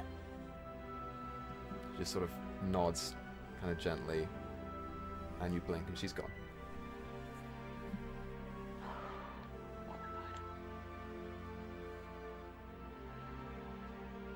No one else is allowed to die. If I let two of you go, no one else. Grizlocke, I can't. I'm not in charge of what you do. But the rest of you is. I'll find your souls when I kick your ass. You know I can do it. Such Count. tenacity. I need a group hug. Oh. Absolutely. All right. Where's Thanks. Data? Make a perception check. I'm looking for 8. 2 now. 8. 8. Yeah. I'm a +1 on my perception, I've man. got no idea what Thyra is. I rolled a 7 as well, so. Where did that go? Tyra. Tyra. Where did Tyra She'll go? kind of, she'll stalk out from behind the rocks that she was behind. There you are. Get over here. Come on. I'll go back. We're having a hug. Elakian, Grizlocke, you're in this too. I don't think I'm going to do that. I'm gonna grab him and pull him into the hug. I just as soon as he goes to grab me, I just bonus action teleport to where my echo is on top of this rock. You go ahead and try and grab him, and your like hand just goes through. Thyra groans when she gets grabbed. Because it hurt. You're right. We're gonna head back to the gate, and then we're going to head back to the material plane. We'll all be alright. Thank all of you for this. I mean it. I couldn't have done any of this without all y'all's help, and it means a lot. No way to meet you mean a lot to us. Wow, Aye. what the fuck is that? It's not like me. But no offense, Grizlocke. We're gonna get the hell out of here. Aye. Again, your homeland is terrible. It's an acquired taste. Come to the material plane. It's so much nicer. He kind of thinks for a second. He's like, maybe if that is what my queen wants, perhaps at a later time. Oh, you God people. Yeah. Alright. Still think I must do here. Well, if yeah, you're that's going- you. If you're going your own way, I guess I should return these to you. and I'll give him the books that I read back, and He goes the to like map hand that I like took? reaches- yeah, he goes to reach out to grab him, and then he just stops. He's like, no, perhaps you should keep them. They'll do nothing but rot in my father's library. Thank you.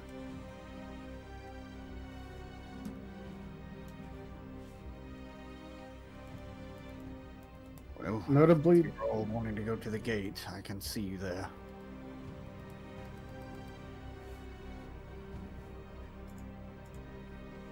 Yeah. Alright, head back.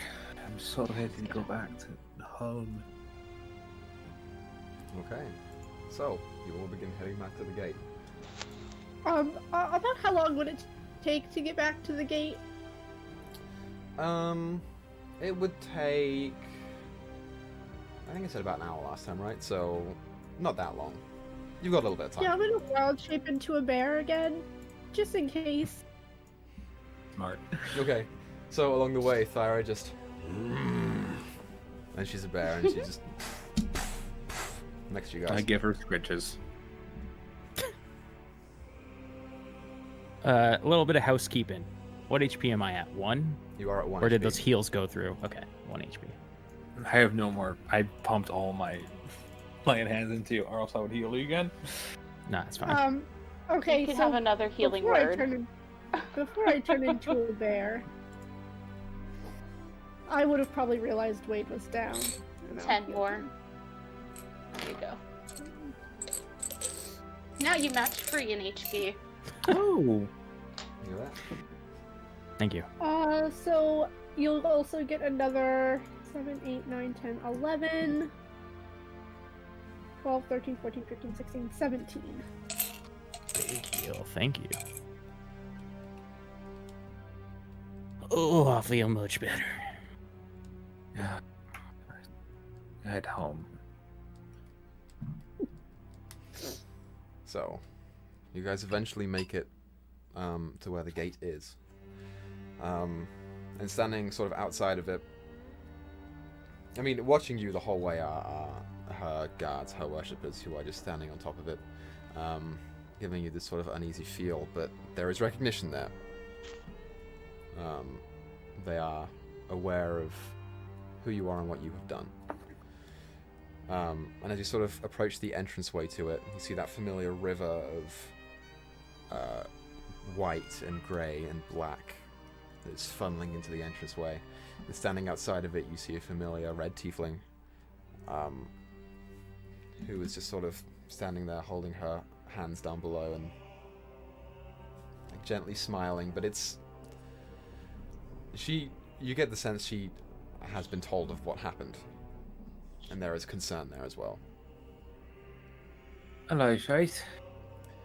Hello. I am glad to see you are all okay. Figuratively speaking. I'm more or less, Sort of walks up to you, Wade. You are okay? Yeah, I think so. I don't feel too different. I'm a little cold. But Takes your hands in hers. That will wear off in time. It was an honorable decision that you made to save your own life. Be very careful. But welcome to our ranks.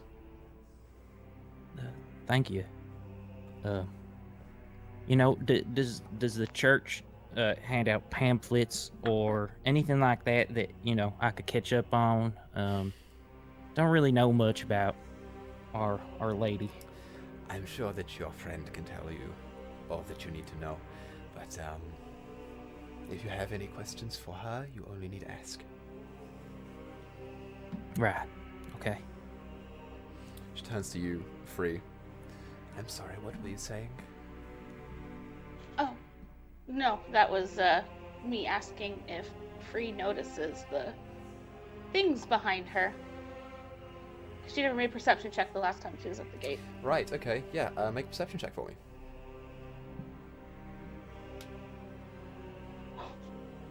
Natural 20.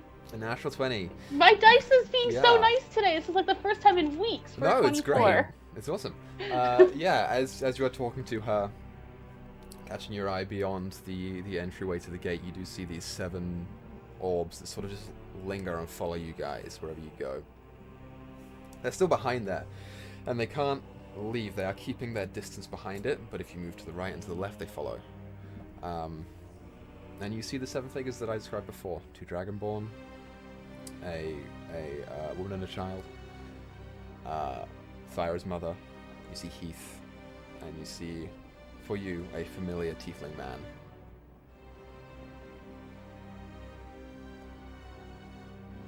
She walks towards the gate without asking. Okay. Faith just kind of watches you go and turns back to the rest of you to continue that conversation. But you walk up to the gate.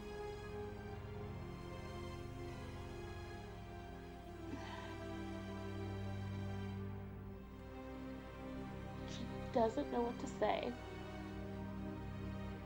As you sort of approach, you see the tiefling man sort of walk up a little bit and put his hand up and just smile at you.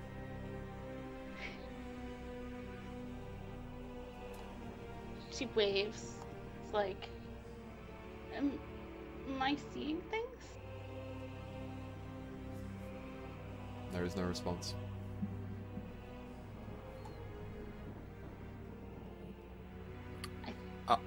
I would like to Can...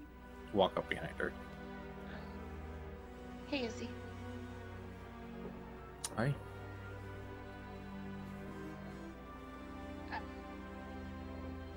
Can you see them too? I'm just... I point to the woman and the child and say, "That's my mom, Gabriella, and that's my older brother, Norman Jr. I assume that's your dad?" Yeah. He went by him. Like H-Y-M-N. I assume we can't speak to them. I tried. No, you can't. Not even with magic. They're there. Alright. He knows you're alive and well. He knows you're not. He knows you're free. Huh. Free will pull out her flute and start to play her song, a lullaby her father used to play. However, this is the Flute of Illusions, so 15 feet around her start images to go along with the music. It starts with just snowfall, because those are simple illusions. Fades into a grave marker, and then chains. The chains break, but the shadow of the chains remain detached. And then as the music picks up and becomes cheerier, it becomes the outline of a bear running. And you see the 3 white marks as she glances over to her friends across the bear's face. Flowers, and then fire from the flowers, and the fire becomes almost wings that surround the illusion. And then the wings become black feathers, ravens. Feathers fall into daggers and arrows, which then close like the mouth of a gator and just teeth. But then as it zooms out, it's just the gator outlined skin on the floor of some place. And then it explodes into just, well, uncolorful magic right now, because we're here, but just fire and sparks and bright lights. And then snow again. And in the corner of the illusion has been just a music bar showing the notes so that her father can follow along. And he does. As you begin to play, you pull the flute out forward, he instinctively pulls around his instrument and begins strumming along with a gentle smile on his face and like a gentle bop in his step. And as he does so, you see the other 6 figures just start to crowd around. And Mildred puts a hand on his shoulder and smiles at you from beyond the gate as well. You just play. You sit there and play for a couple of minutes. And then when she stops playing, the illusion falls. And she waves. And she says, "Bye, Papa." I never really got to say it last time, but I hope it's still a while before we actually get to meet again. And she walks back to her friends. Okay. As Free turns and walks back, Izzy, you see him just put his hand up to the gate and just hold it there and just clutch his heart and smile. When Free stops her song, Thyra's gonna look at her mom with this knowing look, like she knows what she's got to do, and she's not gonna let her mom's death be for nothing. Mm-hmm. Yeah, and her gaze does meet yours after Free walks away. That sort of like kind of stern look overtakes her face again as she looks at you, and then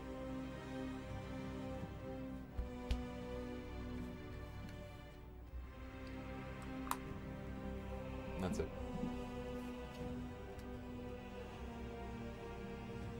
After Free leaves, Isabel's kind of going to walk up to the gate, not pass over. I was going to pull out her forgery kit because I forgot I had this last time, and it's going to write on a piece of paper, "I love you and I miss you." Just going to hold it up. Okay. Yeah, as you hold it up and like just sit it there, you watch as the two figures that are related to you start reading it. It's in Elvish, by the way. Okay, sure. And you see your mother in particular mouths something to you. Make a perception check for me. Ah! Oh my god, that's not a 17. 17. You get the gist of the words that she's mouthing to you. That are, "I am so proud of you, and I love you more than anything."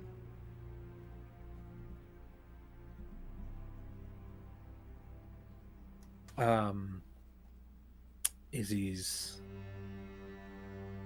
essentially gonna try to ball up the paper and throw it through the gate. I'm not sure if that will work. Sure. You go ahead and ball it up and throw it, and it hits an invisible wall. Oh shit. I'm going to kneel down in front of Norman, little Norman Jr., and say, "Look after the Mum for me, alright? I won't be back for a while." See a big grin and a nod as he just holds her hand. Good lad. I'm going to get up, and I'm going to walk back. Okay, as you walk back, the avatar of the Raven Queen has already appeared. You guys have been gone for a couple minutes. And she just appears behind the rest of the group. As Faith looks up and smiles and bows. What do you guys want to do? I want to look to the Raven Queen again. Just look up to the masked face. And just say,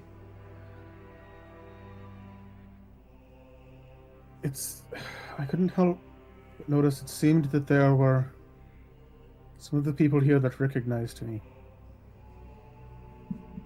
Would it be okay if I talked to at least some of them? Or at least one of them before we go?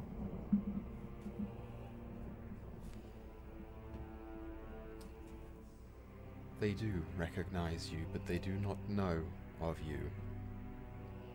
Your questions would find ill answers as they fall on deaf ears.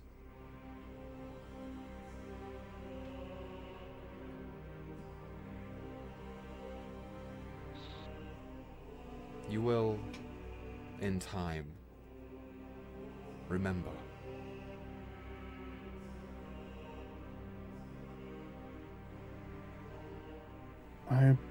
I believe that I will.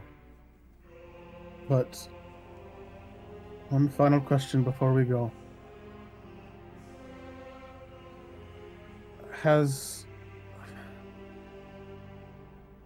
How many lifetimes have I lived?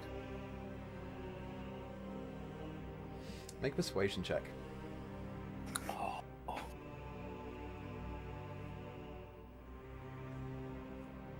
23. 23. She sort of straightens up and thinks for a moment.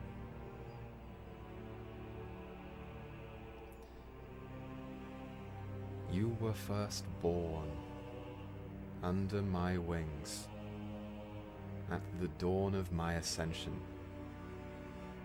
You are as old as the oldest of Shadar Kai.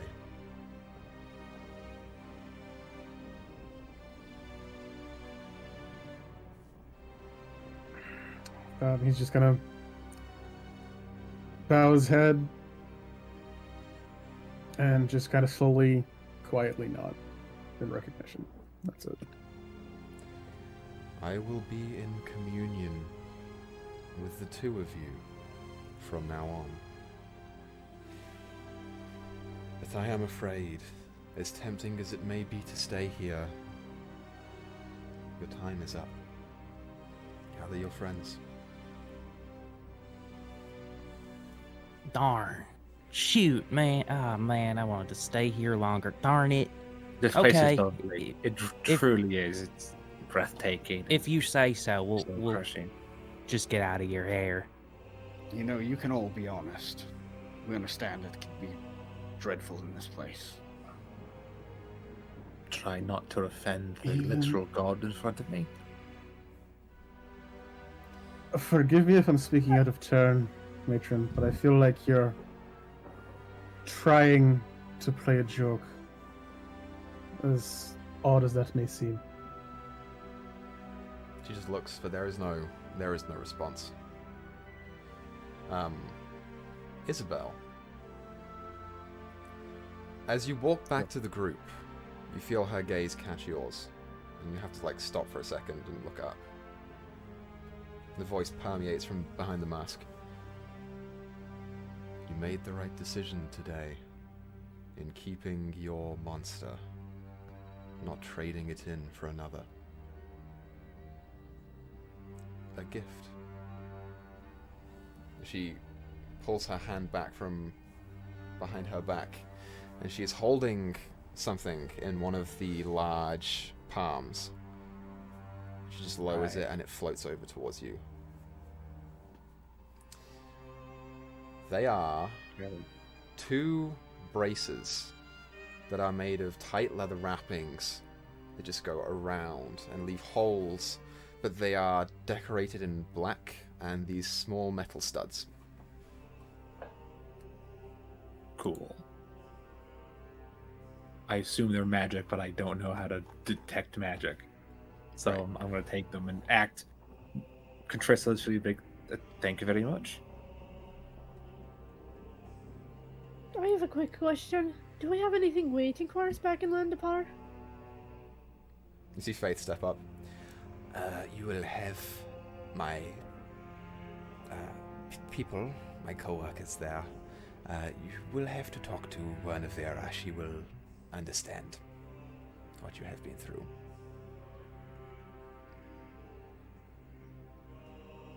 Excellent. Please, gather around. As you all gather up in a circle, you see her start to trace some symbols around you, and like a larger sigil before stepping back and exiting it and standing next to Geldrick. Is there anything you would like to say to them? As she turns to you. Try not to die just yet. I don't. I'll just say it'd be awfully a big letdown to have to escort you to the gate so soon after meeting you. He likes us. He does. Thanks, Gildrick. And thank you. Co-worker. Bless. And remember, Alekian, Vecna's next. I'm gonna hold you to that. One day, I'll be back. One day, This place is I'll terrible, give but that if I'm not, bastard what's coming to him. if I'm not busy, fuck it, I'll help. Guess I that's that kind would of- make you as well, Wade. Yeah, I guess that's kind of my duty now, too. Guess not even death can split us apart there, Lakian. Suppose not. Sounds like we're in for awful lot of adventures together. Be safe and take care. And I just kind of bow to him. Mhm. You see Faith start chanting, and the sigils start to glow with a faint grey light. And she says, I wish you all luck on your next adventures. Be safe. Before she chants, while standing outside of the symbol, as those runes glow and you are all you're not immersed in this bright white light before you feel your bodies starting to stretch and tear. It is painful and uncomfortable at best. And as you feel yourselves on the verge of becoming unconscious, your feet hit the floor as you back in a familiar cathedral, standing before a statue of the Queen. And I'm gonna guess Faith isn't next to us. she is not. And that is where we're gonna take our break, because we've been going for a while. So, we'll be back here in 10 to 15 minutes to continue the story. Thank you, Tommy, for playing with us this far. Oh boy, Yeah. our sweet baby boy. I'm sure you may be back in time to play with us if you want to, but we'll see how that goes. But as the great rest to of you be here. guys, go pee, go get snacks. We'll be back here soon. All right, we'll see you guys I soon. got Bye-bye. magic, yay. And welcome back, everyone. Bird butts. Brioche. So, as we emerge back into the game, you all blink as your feet hit the floor of the familiar stone altar room in the middle of the Raven Spire back in Land of Pa. As a bronze dragonborn clad in black starts rushing up to you. What would you all like to do?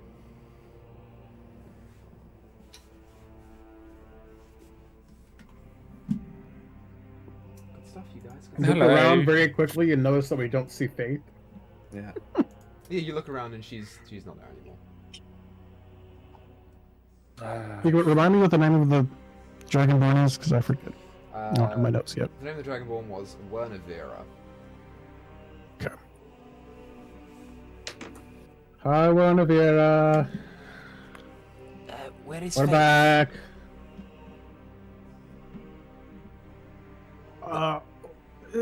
Your guess is as good as mine. She kind of just sent us back and stayed there.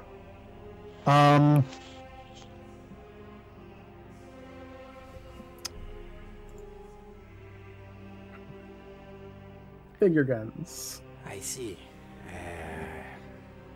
Put the finger guns down. I am not surprised by this. Oh, It's thank okay. goodness. Well,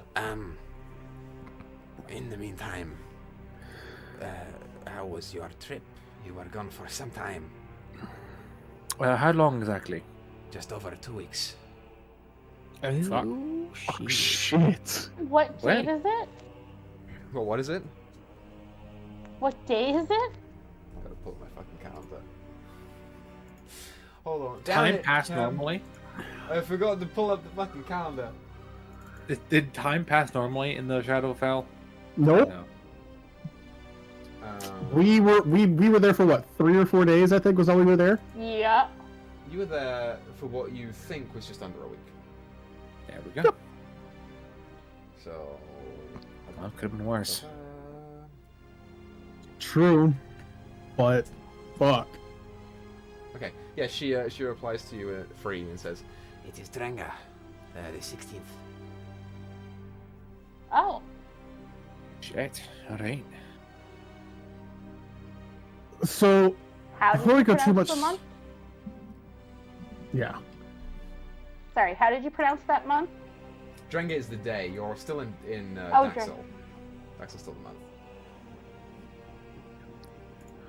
Okay. It is possible that the magic of the Shadowfell may have changed your perception of time? I suppose so.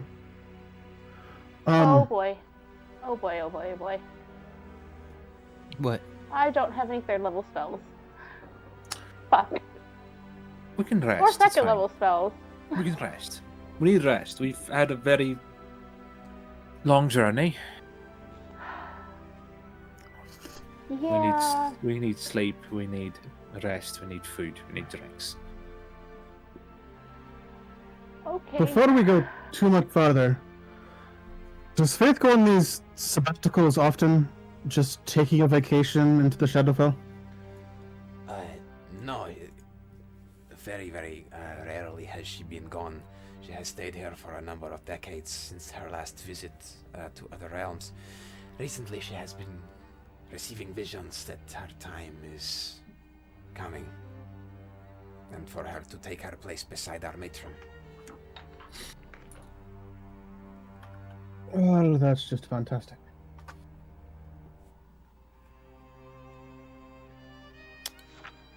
Well, she was an interesting person. She was lovely.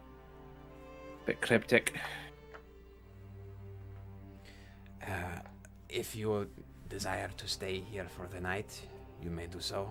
I'm sure she would want that, and you are more than welcome to stay. Pointing to you, Lakian. That is fine. And this fine lad right here. Point at Wade. Oh, yeah, hey, yeah, I'm now, a member of the clergy, I suppose. I'm a man of the cloth now. A champion. Are you pulling a joke on me? No. He passed away rather close to the gate, and so in order to save his soul, he pledged his undying fealty to the matron in order for her to bring him back. So, no, he is being very serious. My goodness, I am sorry for this to happen to you. Well, you are also more than welcome to stay whenever you need. Thank you. Or Nerva? Whenever? Wernevera. Ah. Yep. That Sleep. Name. man behind the front desk is Gevar. Givar. Well, I am going to buy us a, frankly, irresponsible amount of alcohol, and I'll be right back. That sounds lovely. I'm going to buy an irresponsible amount of alcohol. Okay. So you head off for a little while. Mhm. The rest of you, what are you doing? Go.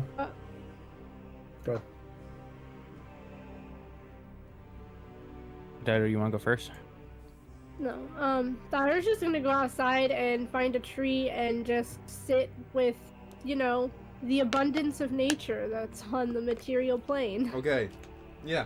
You walk back out into the green grass and the brown bark and the beautiful abundance of trees. And as you do so, there is a light dusting of snow that is just sitting on the ground outside.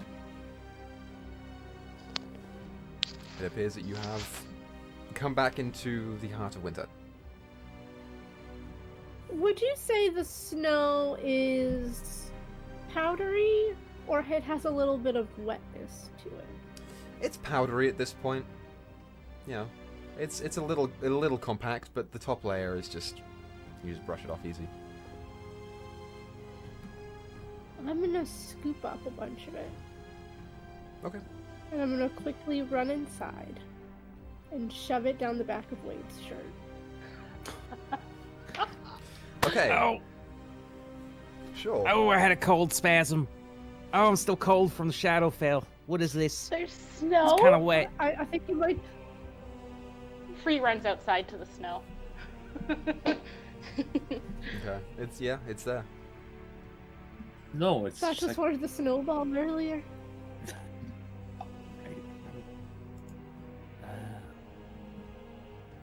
I'm gonna I run kind outside of into the pat snow. the wetness like onto his back. So everyone is just running outside to go and frolic in the snow. Oh yes. Yeah. Alekian's I'm not. gonna start throwing it at Free and Wade. It's not the kind of snow that you can make snowballs, but Yeah. Isabel, as someone who grew up in the north, is just like, it's just snow. Like, it happens all the time. Yeah. I grew up in the Snow north energy. too, but I still love snow. Wade, you would know snow this south is not particularly common, and it's not a great deal. You know, there is still the grass that's still poking through. There's not a whole lot of it, but there's definitely enough for you guys to play around in. Mhm. Yeah, I roll around in it for a little bit with them, and then I kind of find a moment where I can sneak back inside, and just kind of enter the cathedral area or whatever their setup is, Sure. and kind of look around since I feel like I need to learn this stuff now. Yeah. So the central prayer chamber is rows and rows and rows of pews that are intersected with 6 very large, maybe 15 feet across pillars made of stone. On the walls, you see these beautiful stained glass windows that depict the matron, ravens, and other significant iconography that is related to her. And in the main sort of back part of the chamber where you assume prayer may be given, there is a very large statue of her, sort of wings coming out and over the front, looking down. It's nice. It is a very well kept, very well built cathedral. And in looking around, you do learn a little bit about it. It's called the Raven Spire, and it is one of the main places of worship across all of Emoris for this particular god. I kind of like hold my finger up, and I'm like looking at her face and everything. How's the details? How accurate is the statue to the actual likeness? It's old and it's worn a little bit, but it's, you know, it's fair enough. It's smaller for sure. The real thing is much bigger, but it's an artist's depiction. It's not, you know, it's not that realistic. It's good enough. It's all right. Yeah. Okay. You hear Kev say, "Wait, don't taunt the priests of the Raven Queen. They'll kick you out." Oh, I can't. I think I have authority over them. I don't think you have authority over the people who've been worshiping her for like years and years and years. Yeah, no, you're probably right, Kev. I'm just messing around. I just feels weird, man. I don't know. I just feel weird. No, I understand. Take some time to, you know, think about what you want to do with this. I know we're like focused on me right now, but we don't have to be. You come first, you know. Nah, Kev. You know, we only got so much time to get you back. I'm getting you back. I think that was mainly for, you know, the soul. I think my mind's okay for now. I mean, I don't know about my body. I guess someone could have eaten that, but they're saying that it's not eaten yet, so That's good. I don't know. Well, this is gonna be a story to tell. Oh shit, Asmin's gonna kill you. Yeah, nah. Yeah, how do you feel about me not telling Asmin the death part? I think she'll know. She she's always like knows. the smartest person. She'll know. She always does. She always does. All right. Yeah. Yeah. All right.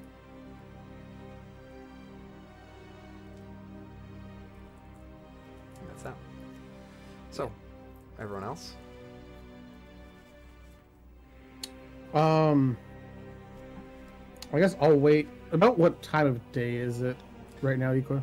If you were to walk outside, you would see it's sort of early evening. Okay. I guess if and when everybody kind of groups back up, just want to see what everybody's thoughts are as far as when we want to head out for stuff.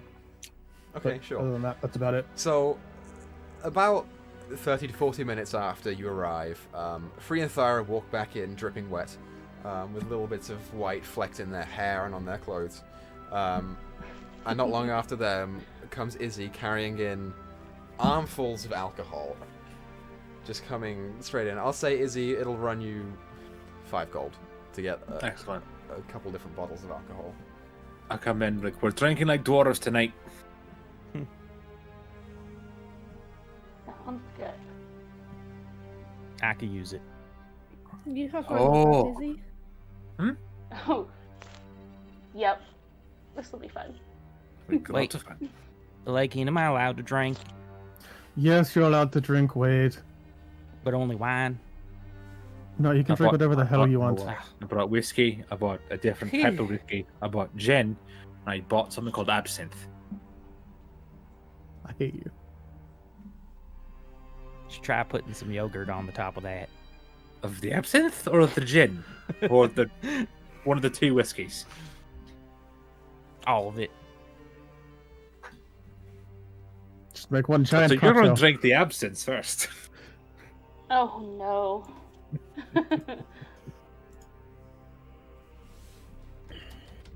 All right. Well, let's drink. Let's be merry. And let's sleep. Yeah, I'm hurting. Aye. Cold and shaken. Well, but before we all get too smashed, are we wanting to leave tomorrow, considering all of the time that we've apparently spent in the Shadowfell compared to here? I seemed. see, the reason I worried about not having 3rd level spells was because I told, Asmund and the others it'd be a week, but now it's been 2, we're not even left yet. I can send a message. Yeah, could you? Absolutely, aye. Just, I'll send it to Yeah. Asmund. Yeah, I'm gonna send a message to Asmund and say, hello Asmund, we returned from... Before I send this, does she know we're going to the Shadowfell? I told her we were there. Okay, good. I want to make sure I didn't freak her out. I was gonna say it anyways, but like, we returned from the Shadowfell. Everyone's alright. We have Kev's soul and a soul gem. We're on your way now. Sorry about the delay. Weird magic. Okay. The response comes, "Oh my god, you got Kev's soul? That's awesome. Sure, I'm here. Looking forward to seeing y'all. Don't be strangers." She's good. Asmund's alright. Well.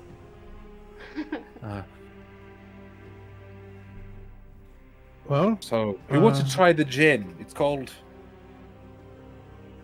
It just says. I can't think of anything clever. Someone help me. It's called It's called. It just says. I don't know what it is. Is there a question mark? No, just 3 ellipses. It's in a different language. She can't read it. 3 ellipses. Just 3 ellipses. It's just. Well, I think I'm going to leave you all to that for at least for now, and I'm going to go see if I can secure us some transportation for tomorrow, for us getting on our way. Okay, sure. So, Alakin, you do remember that you paid for the use of a horse and cart before you left. So I'll say you can very easily go over to the same place and explain that you've been gone for a little while and you're going to take it tomorrow, to which they say, that's fine. And they've been waiting for it. Okay.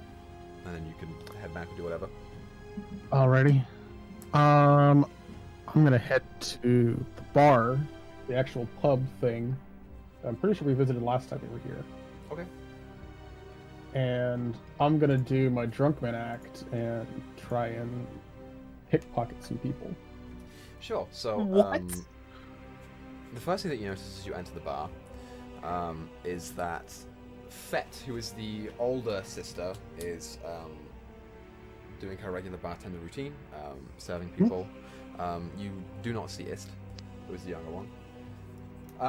So make for me a general perception check to see who is the drunkest as the night goes on. 16. 16. Yeah, you get a beat on a couple of targets that may or may not notice you if you try and pickpocket them. But you can definitely try to go for one of them. I'll allow one in the night. Okay. I guess I'll go up to. Are they both guys? I'm guessing. Or is one of them female, other gendered? Sure, I'll say one is a human guy, the other one is dragonborn. Kind of difficult to tell. Okay. I'm gonna go up to the human guy. Kind of put my arm around his shoulder, still acting super smashed. Put my arm around his shoulder and just be like, "Hey, bud, you look like you're having a good time tonight." Yeah, you see him turn. He's kind of like this, like early 40s, like kind of stockier guy. Kind of like thick, bushy beard that's tied and comes down a little bit. As he just like shrugs your arm off him. I don't want your arm on me, not tonight. Oh, I'm sorry, man. I just thought you looked like you needed somebody to talk to. I don't need anybody. I am strong on my own. I don't need anybody. I feel like there's somebody. I feel like you definitely need somebody to talk to. I'm just kind of getting that vibe from you. No, I'm fine. Leave me alone. Are you sure you don't want to talk about it? I'll buy you another round. Make a persuasion check. Okay. Natural 20! Okay, yeah, sure. Yeah, he thinks about it. He's like, buy me a drink and then leave. It's fine. Alright. You have to have sex with them now. No. I'll buy him another drink. Okay. And when it gets there, I'll stand up and leave and try and grab his coin pouch. Okay, make a sleight of hand check. Okay. That's a 24. You managed to grab the pouch pretty swiftly. Okay. Alright. Just to kind of keep up the act, I'm gonna go sit down at the other end of the bar and kind of start drunkenly talking to... Who'd you say was there? Trist? Ist? Fet is there, Ist is not. Fet. That's right, okay. I'll just kind of sit there and kind of start drunkenly talking to her. Just Okay. having casual conversation. Sure, she starts talking to you. She remarks on the fact of seeing you again. She explains that Ist is not currently there. And she asks where your friend is. You know, the one that, the half-elf one who was hanging around before. How she's doing. Remind me which one she's talking about? She's talking My about memory Izzy. sucks. Talking about Izzy? Okay, that's right. Because there's like 3 half-elves that are in the party. That's why I was like trying to remember. It's 2. She's actually at the Ravenspire. We kind of just got back from a long trip, so she's getting a little. She's enjoying some booze. That's what she's doing tonight. Right, well, you know, if she ever wants to stand by the bar, she knows where I am. By the time that you see the guy who you were talking to start snapping his fingers like, hey, get me another. And she's like, I'll be right back. And she goes and walks off. I'll put a silver down on the counter. Just let that cover him for tonight. Sure. Yeah, alright. You're good. He's like, okay. More booze! So you know do your night of talking. Mm-hmm. Sure. As you go ahead and leave later on in the night, you do look at the pouch covering his drinks. You can give yourself. It's not a very wealthy guy. I'll say you can give yourself 6 gold and 18 silver. All right, I'll take it. Fair enough. All right. And you head back to the spire. So the rest of you, anything that you want to do with the rest of the night?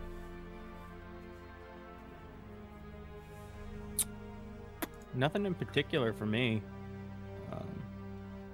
So unless somebody has asked Wade to join them in something after drinking, I'll probably kind of doze off after a long excursion. Okay. Sure. Yeah. As you begin to doze off, sleep comes to you very easily after the physical and mental exhaustion of the day that you underwent.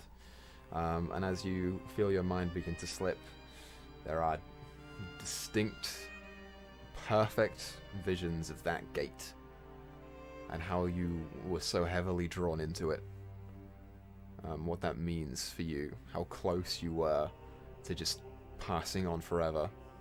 And you think about, your parents, Asmin, Kev, the goats, everything that you would have just left behind without ever speaking to ever again. Before unconsciousness hits. And you fall asleep. Since you reminded me, because I absolutely forgot about that woman. Izzy didn't. I did. After things start to wind down, she's going to wander drunkenly into the night, try to head to that place. Okay. You sure do. You get there sort of late at night, and as you approach, you do see the familiar half-orcish woman sort of holding out on the outside of the bar a man, sort of big burly man, early 40s, just like throwing him out.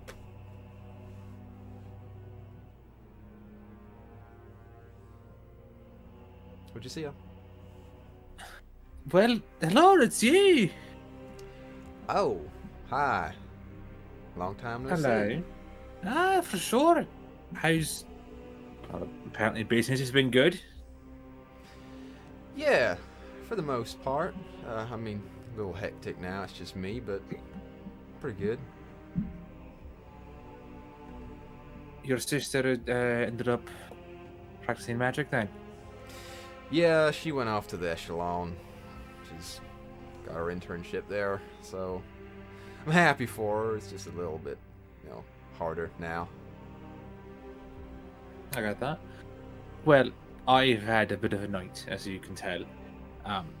So probably not more drinking for myself. But if you don't mind, if I come in, we could talk for a bit. Sure. Always welcome. All right. I'm gonna enter the bar, and wherever that leads, that leads. Sure thing. Great. So, if there's anything anyone else wants to do with the night, you let me know. When everybody starts drinking, Thyra's gonna go back outside and find, I don't know, like a tree where it's like the ground isn't like as wet or as snowy. Mhm. And she's gonna pull out her notebook and start writing a couple of letters that she plans on sending out in the morning to Riley and Ada. Sure thing. You can write those out if you want, and later on you can DM them to me and I'll log them. Sure. Cool. So, Free, anything from you tonight? No, she actually only took one shot and pretended to drink with the others before going to bed. Okay, fair enough. So, sleep finds you all, and you wake up the next morning in various places. But you can converge, and any business you have here in town before you leave, then tell me now. Free wants to buy treats for the road. other than that, she's good. Cool. You can definitely do that. You can get a couple of little small things, snacks and sweets and other long-lasting stuff. That'll cost you 8 silver. Yeah, I want to find a post or whatever and drop off the letters. Easy enough to do. You do that.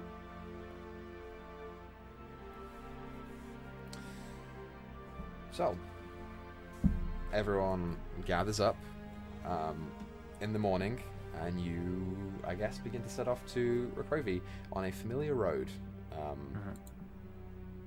going back to the big city. So, we won't do a big travel thing for this. You guys know the road pretty well. I would like to do one thing. Yeah, well, you can do stuff on the journey if you want to. I'm just saying we don't need to roll rolls or anything like that. It's just anything you guys want to do in the next couple days that it will take you to get there. Let me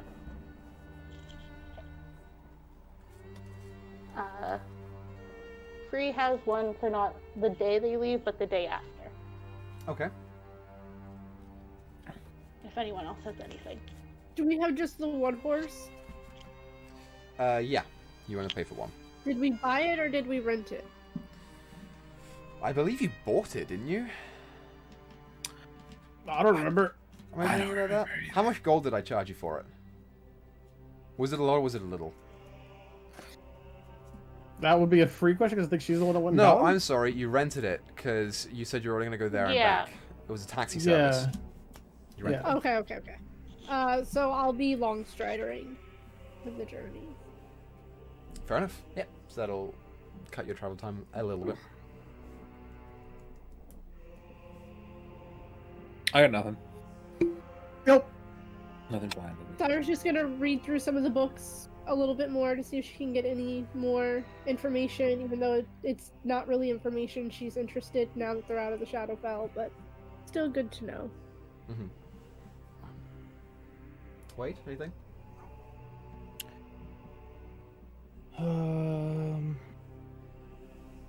No.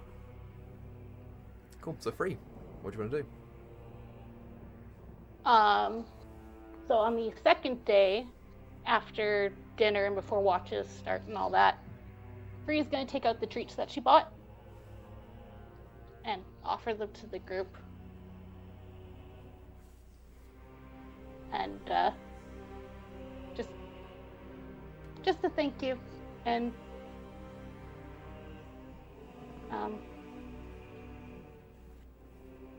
yeah, it's just an important day to do that. So Okay. So the treats are handed out, and all the sugar inside of them does help alleviate the mood a little bit. There is a slight spike in dopamine.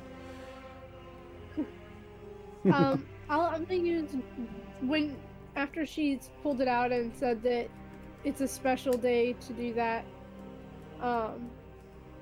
Zara's gonna use Druidcraft to kind of make it snow around them a little bit. Sure. that's lovely. It's an important day for treats. It's an important day to snow. Yeah, it's kind of funny. I was actually born after a snowstorm.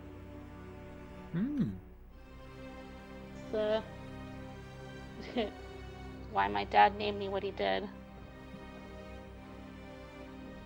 What did he name you? My name's Hope. Do you prefer But- free or would you rather to be called Hope? Right now, that name is still on a contract. Fair enough, free it is. I just want to say for the record, I knew first. Yes, you did. And so did I. I knew as well. And let me say, man, that was a tough one to hold in. I'm so grateful that is no longer something I got to skirt around. Whew. I appreciate you keeping it.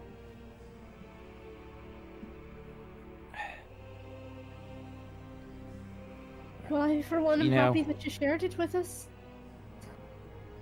Hey, it's a good name. I couldn't help but see what you were doing at the gate there, and that was beautiful. Who was that you were seeing? That was my dad. He got sick and passed away when I was 8. No, Sorry to hear that. something like that. 10? I don't remember.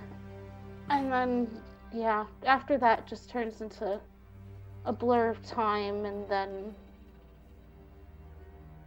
I guess my mom had enough of it too and sent me away. Your So I mum just sounds wanted him terrible. to know, and that I've got you guys here with me now, so I'm okay.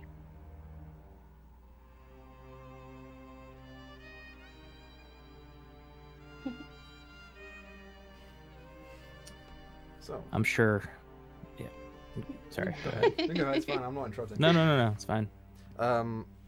As the treats are shared and you're sort of munching on them, Wade, and you're thinking about it, you hear in the back of your head, "Wait, hold on." Yes. I'm seeing treats. I'm seeing snow. It's her fucking birthday. Wait. It's her birthday. I bet it's. I ask her if it's her birthday. Happy birthday! Wade just screams Thank out in you, the Wade. open, no explanation at all. He just says it.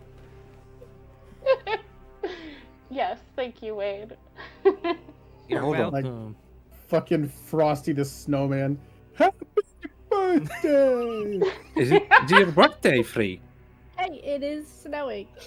Yes, it is. Day is very Happy exciting. birthday, friend. Aye. Well, we've had I- 2 birthdays on this journey so far. I'm not one for gifts and the likes, so for me, this giving you guys treats was just much better. I bought you a shit ton of alcohol on the night before your birthday. It's good enough. Much appreciated. Yes, there's still some. And There's I still a did that. give you snow. You did give me snow. There we are. You sure? What about the 2 of you, aye? Well, yeah. You sure we can't get you gifts? Cause, you know, we get the gift of your presents every day. So, you know. Right? No, you guys are like family now, and that's the best thing I could ask for. Oh, I think I've thought of a pretty good gift we could all actually get you.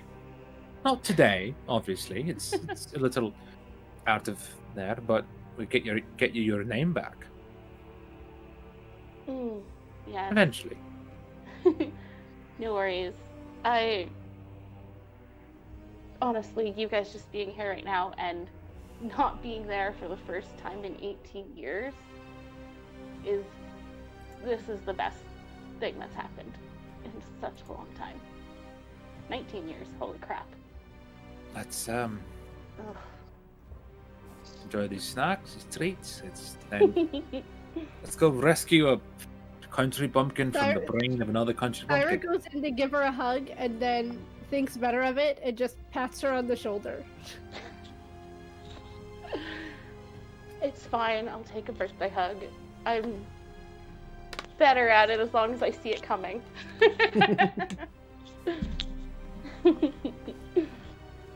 And then Ira will wrap her in a hug. She'll hug back, obviously, Wade tightly. will pull out his banjo and start tuning it because it's been a bit. Oh, The 3-stringed banjo. Wait. I feel When a song coming on. we get in the band back together? Pulls out her bagpipes. That's right. oh, fuck it. I'm the singer. God damn it. You guys, What Do y'all good know the singing. K-Joian happy birthday song? No. I know the Claddock happy birthday song. It's pretty much the same as the Undead happy birthday song. Well, it goes a little something like this, and I'll start like playing it, and then have them follow along if possible. Is it the happy birthday song from Emperor's New Groove? I don't remember that song. It's just the one where it's like, hey, Free, it's your birthday. Go Oh to the no! party." Oh no!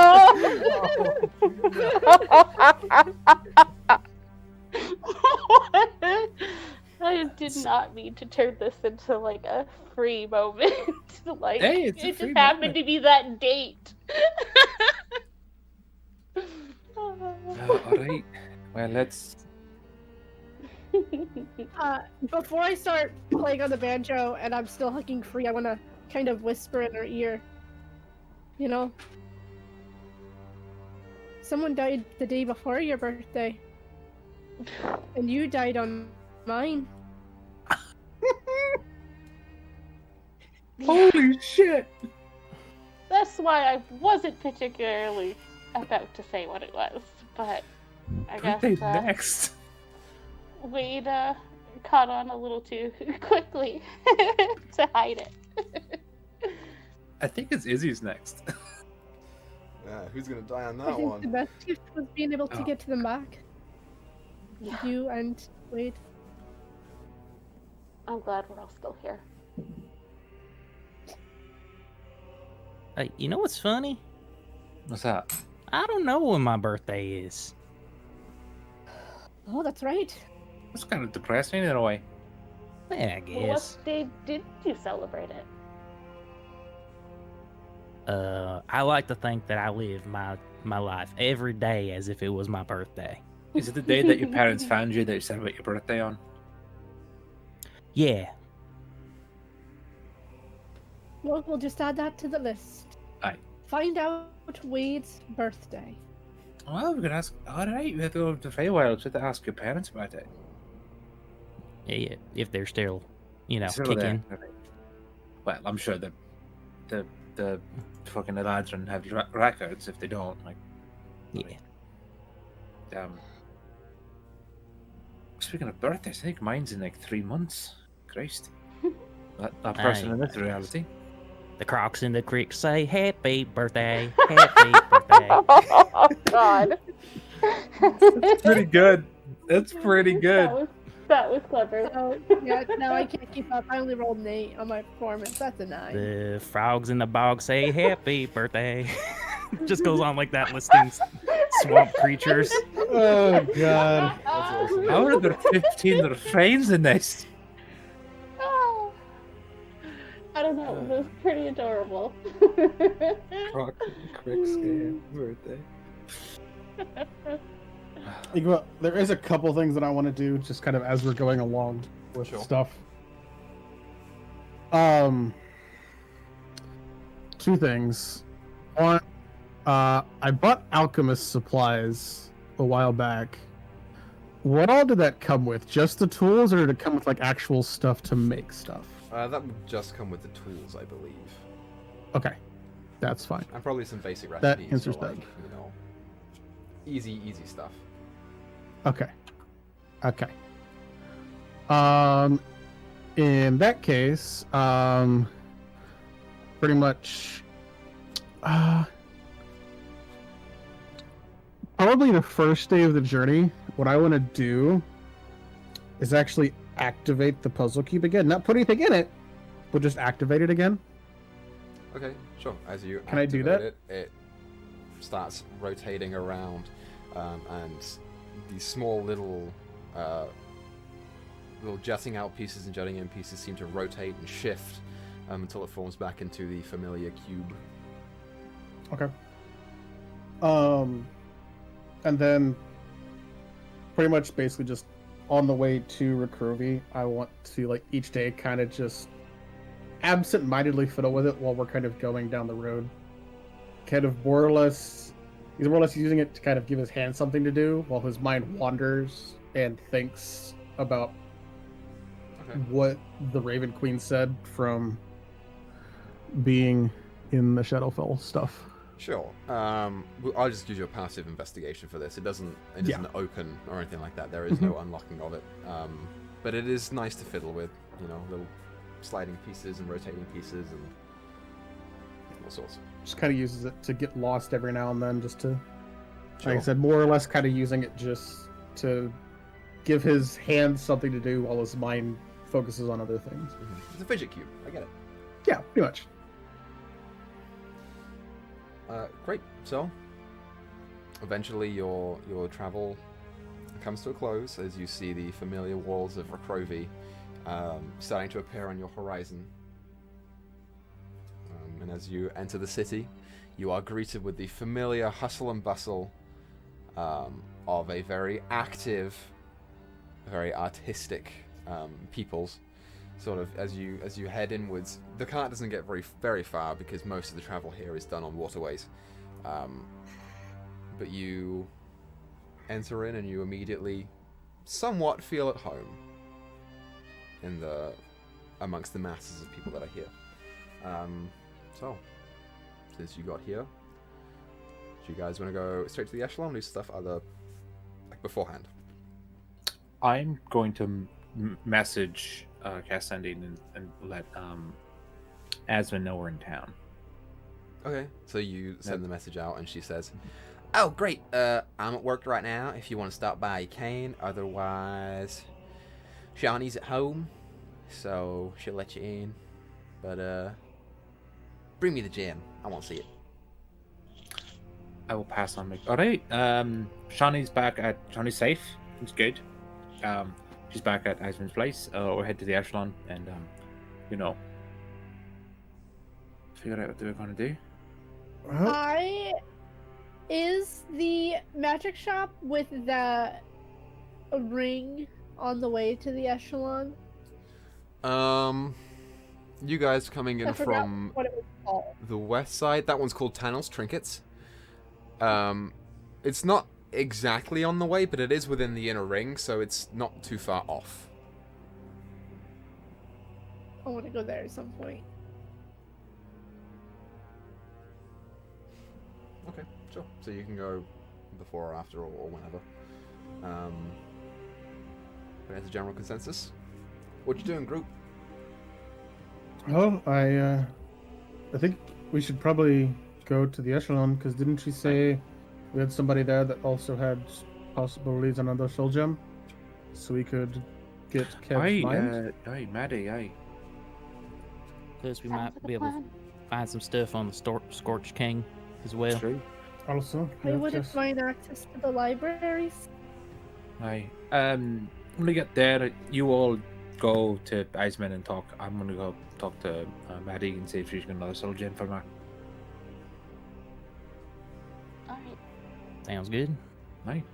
Okay, cool. So everyone is going to the echelon. Yeah. So you make your way there, taking the adequate time to walk along the small cobbled paths that they have here, trying to I'm stay out in keeping the an open. eye out for people following us. Make a perception check. Good spot.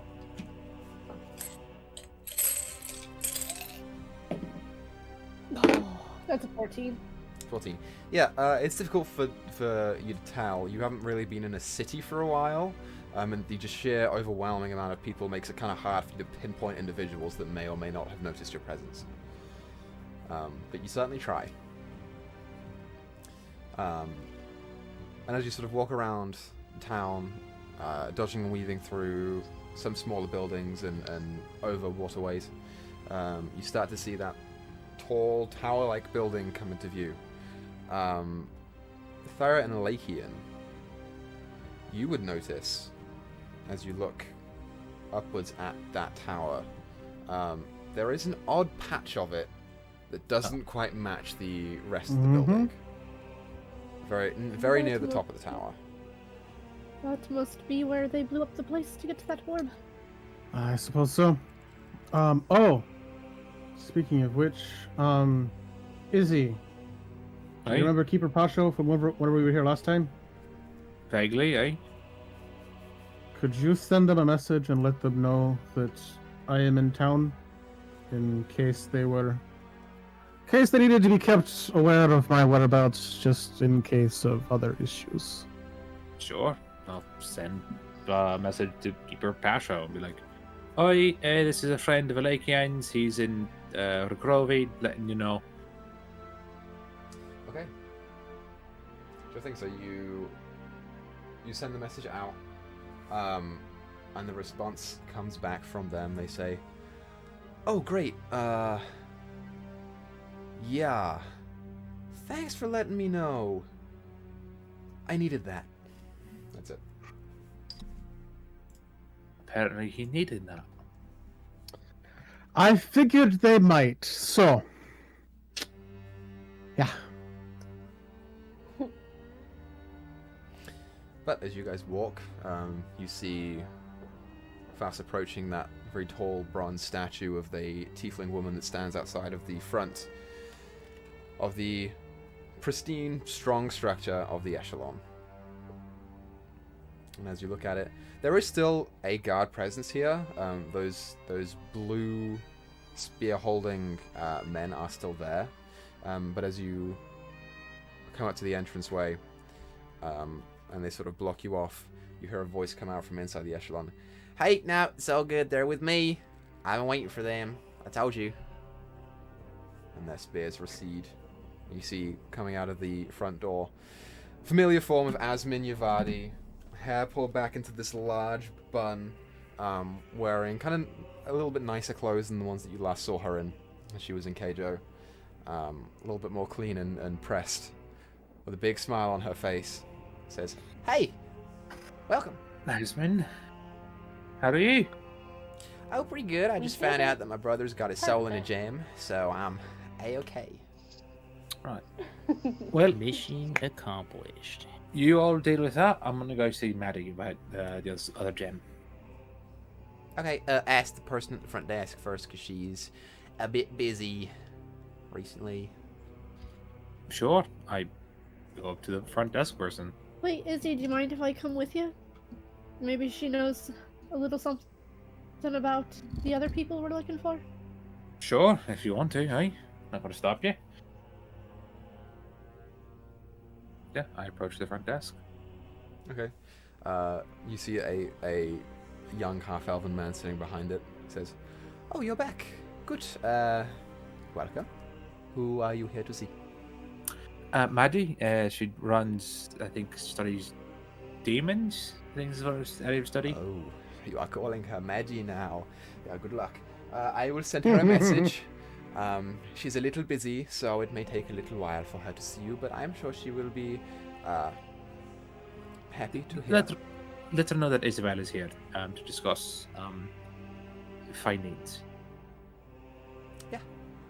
Then you watch as he traces a couple symbols in the air and casts a message up to her. He waits a second. Yeah, she will be a little bit of time, but you are free to stay with your friend, and I will call for you. I'm going to attune to the bracers off because I forgot about them. Okay. You could have done that on the way there if you wanted to. That's totally fine. Yeah, yeah, sure. In D&D Beyond, go ahead and add to your person something called Brawler's Braces. Ooh, I'm excited. I like. Now you just gotta find Birdie. Right? Jeez. This will help you kick Birdie's ass, is what they'll do. Mm-hmm. Can I read them out loud? If you'd like to. These bracers grant a +2 bonus in melee attack and damage rolls, provided you are not wielding a weapon. If a creature attacks with a melee attack and rolls a 1, you may redirect that attack to damage that creature instead of you. This attack always hits. You may use this feature 3 times per long rest. As an action, you may invoke these bracers to shed dim light for 50 feet around you. You may cancel this with effect another action. So that will also apply to your parasites rolls when you bite and claw with it. Shit. Nice. Arm attack. That's a big buff. Yeah. Oh, I'm gonna fuck people up. That's awesome. amazing. So the rest of you standing with Asmin as she leads you into the halls. What you doing? You would not believe the time we had in the Shadowfell. Oh yeah, I Wow. imagine it's kind of like a really like dangerous place. Are you okay? Yeah, totally unscathed. Definitely. And I became a champion.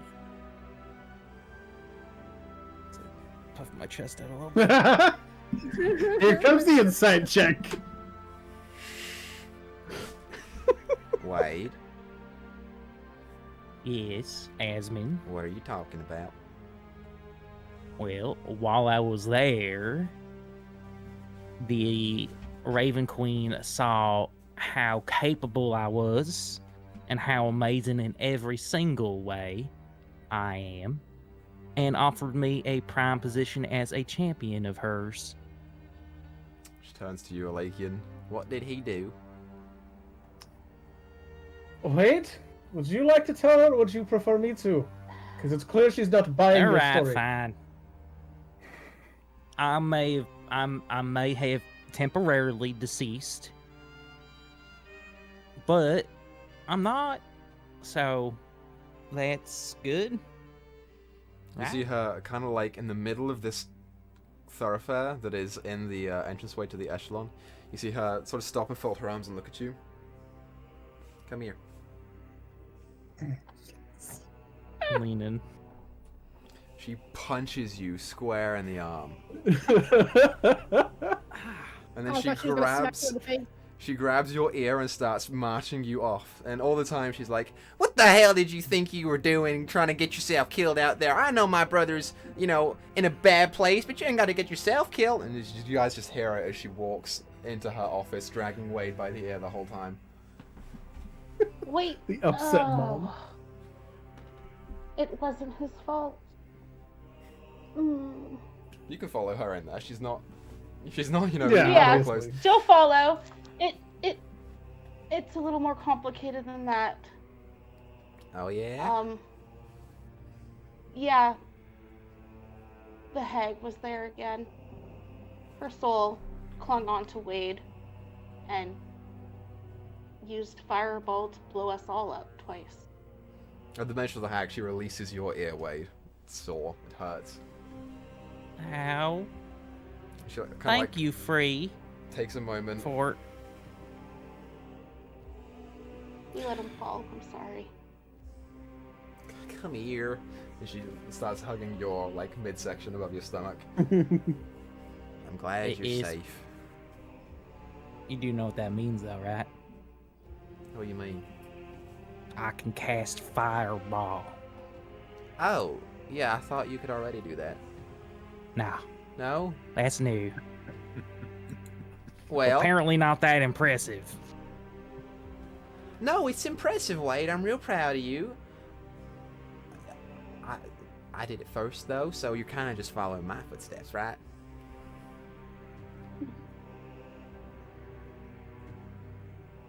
Sure. You make a Yeah. hell of a wizard, Wade. Maybe. I am, though. I am proud of you. Looks like you're getting stronger even though you're dying, so that's positive, I guess. I'm like a phoenix. Hey, where's the gem? I take it out of my pocket and hold it out She in front of her. She takes it and immediately runs over to a nearby workbench. What you see now, her office has been upgraded. It appears that she's got some finer equipment in here. And as you look in, sort of sitting in the corner, peeking his head around, staying out of sight as much as No. possible, is Loven. Loven. Sitting there next to a kettle and a cup of tea. That piece of shit. And as you Three guys, waves at him. he's like, Yeah, gyro wave. he gives you a Always wave back. well. You see Asmin put it on a desk and then pull down like a large magnifying glass. It's on a hook. And then pull down another one. She's like, oh wow. That's really impressive. When we were in there, his soul didn't seem to recognize me or remember anything. Is that, you think that's normal? Is it because his mind was separated, you think? Make an intelligence check, Wade. 17 minus 1, so 16. Pretty good for Wade. Hell yeah. Mm-hmm. She says, I don't know much about souls. I mean, I would assume that they could probably remember stuff. Magic in the Shadowfell's a little bit weird, though. Maybe it was something to do with that. And as she starts talking, you start piecing it together based on your own experiences. When you were a soul, you remembered everyone. Everything that you had known in life, you knew in death. Kev didn't. And part of you is like, well, maybe it could have been the hag. Well, no, because she died and he was still like that. Maybe it was just... And your mind flashes back to Geldrick saying that the magic of the Shadowfell, if you are exposed to it for too long, some people just go mad. They lose sight of themselves. They lose sight of who they are. And you start thinking about it, you're like, maybe that kind of makes sense.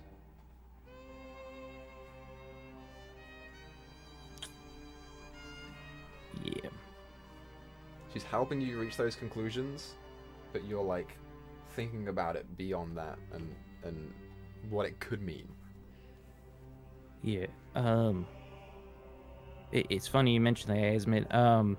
While we were there, we met this Dragonborn who lived there, and he told us sometimes souls that stayed there past their due tend to lose it. I really hope that's not what's happening with Kev. I think it might just be because his mind is elsewhere, but I feel like I should mention that just in case. Oh. Right, but I mean the mind is still, you know, there, right? I'm still talking. He can hear me. Yeah. Is he any different up there? I don't think so. Have I, the past couple days of travel, like, noticed anything weird with him? Not particularly, no. He seems the same old Kev.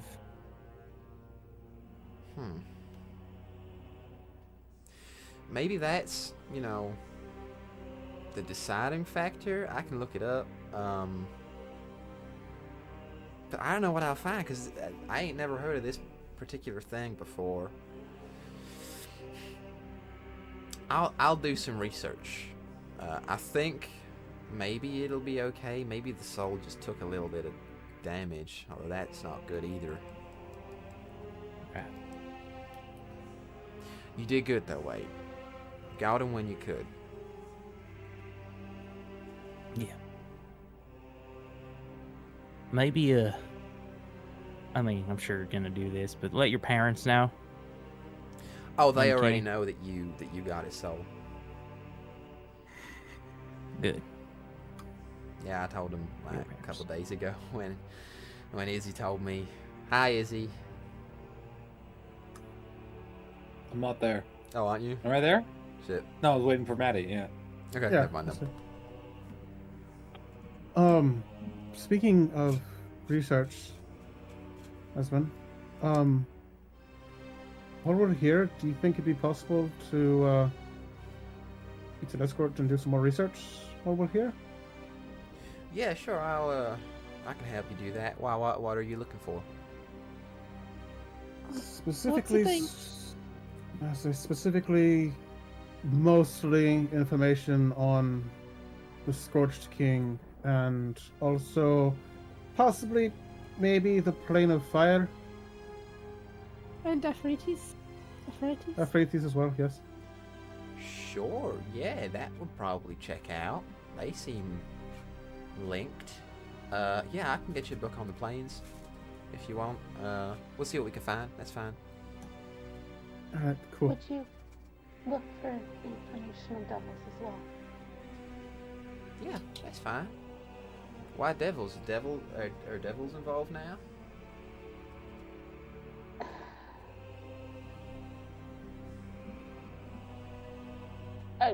I'm assuming she knows because of Shawnee. I can't remember if she was there when Bree told her story or not. I think it was just the group.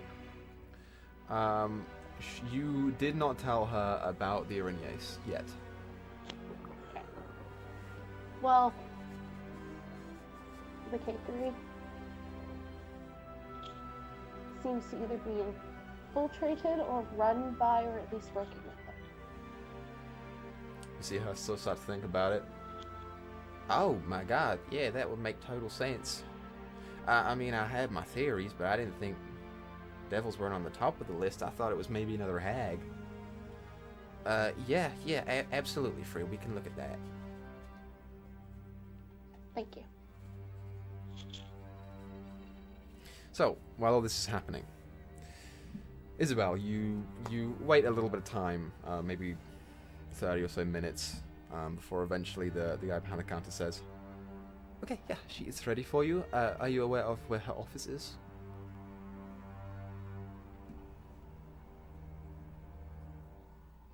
Sorry. I am, yeah. Okay, I will give you an escort, and you are permitted to go over there. She is waiting. Sure. Thank you very much. I hope you... Oh, hello. Asmon, I've got a bit of an ask for you. I'm not sure if you'll be able to do. Okay. Your Yesek, he was studying something that is off the record. Is there any way you could find any of his research notes? That could probably help us a lot. I mean, the Echelon picked through his notes after he died. I'm not, super high up, so I don't think they would have told me much anyway, but from what it seemed, everything was kind of in order. Nothing appeared to be stolen. Yes, but I know that there was. I was hoping his notes would have at least still been intact. You can maybe ask, maybe Miss Moon would know. She was sort of the same, level as he was. Maybe she'd have an inkling. I don't know.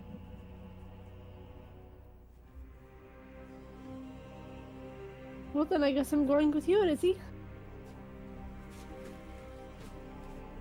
You can go with Izzy, no problem. So, the two of you marched up to Madeline's room, and as you do so, you emerge into the familiar circular chamber with the walls stacked high with books and small artifacts. She appears to have added a couple to her collection in the time that you last saw her. But there are, the familiar ones there. There's a small hat there that appears to almost shift in the light. There is an amulet with like a stringy brown, kind of like mangy string with a ruby in the middle of it. There's a small flower that kind of like shifts as you look at it to match where the sun's going. There's a couple like weird cookie things in here. But as you knock on the door and she beckons to enter, she says, "Hi, been a while. How are you doing?" It has. I've went to Shadowfell, met a god, rescued a soul. Friend died, then he undied. Right. I've been worse. I've been better, but I have been worse. Yeah, Miss Yavari told me you were looking for a soul gem. Yes. Need a second one. Right. Well, we can discuss maybe things for trade on that. Oh, for sure. Of course, I didn't expect it for free. But more importantly, I've been doing some research on your problem. Fantastic. All right. And she... This is my friend Tyra. Greetings. She's the chieftain of what? Just her tribe. She's a chieftain. Very well. Let's sit down. Right. Your Highness. And she beckons to a chair off in the corner. That's not necessary. Sorry, precautions. And she pulls open a drawer on her desk and starts pulling out a stack of paperwork that's maybe about this big. She starts flitting through them and says to you, Izzy, so I've been doing some research on what I could. You didn't give me much other than, you know, the area that you found your friend and your description of it and the appearance. There was one other potential candidate that I saw that might have the same thing. Supposedly, people down in Rindleby were seeing some guy who would turn into sort of what you looked like, but it was speckled with green instead of orange. But I think you already had an encounter with him, because witnesses tell me that you may have eaten him alive.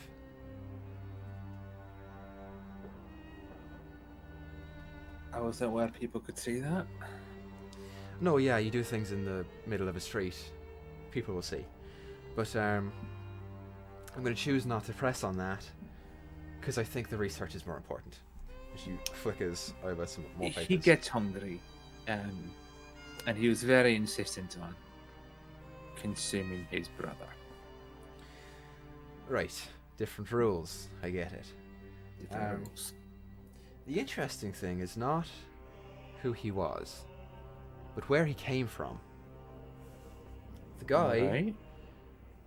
according to what I could pull up, came from Okurvik, in a town near Ernroot called Brimfield. Craddock. Oh, Renfield. Make a history check on Brimfield for me. Lovely. That's what I was going to say, Craddock. Oh no. What'd you get? It's so low. Wait. I'm trained in history. It's a 9. It's a 9?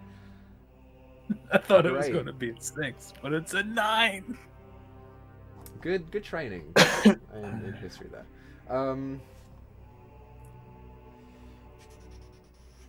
Yes. Do I know where it is? Yeah, you At know, least. there are 2 towns north of Ernroot that help supply farming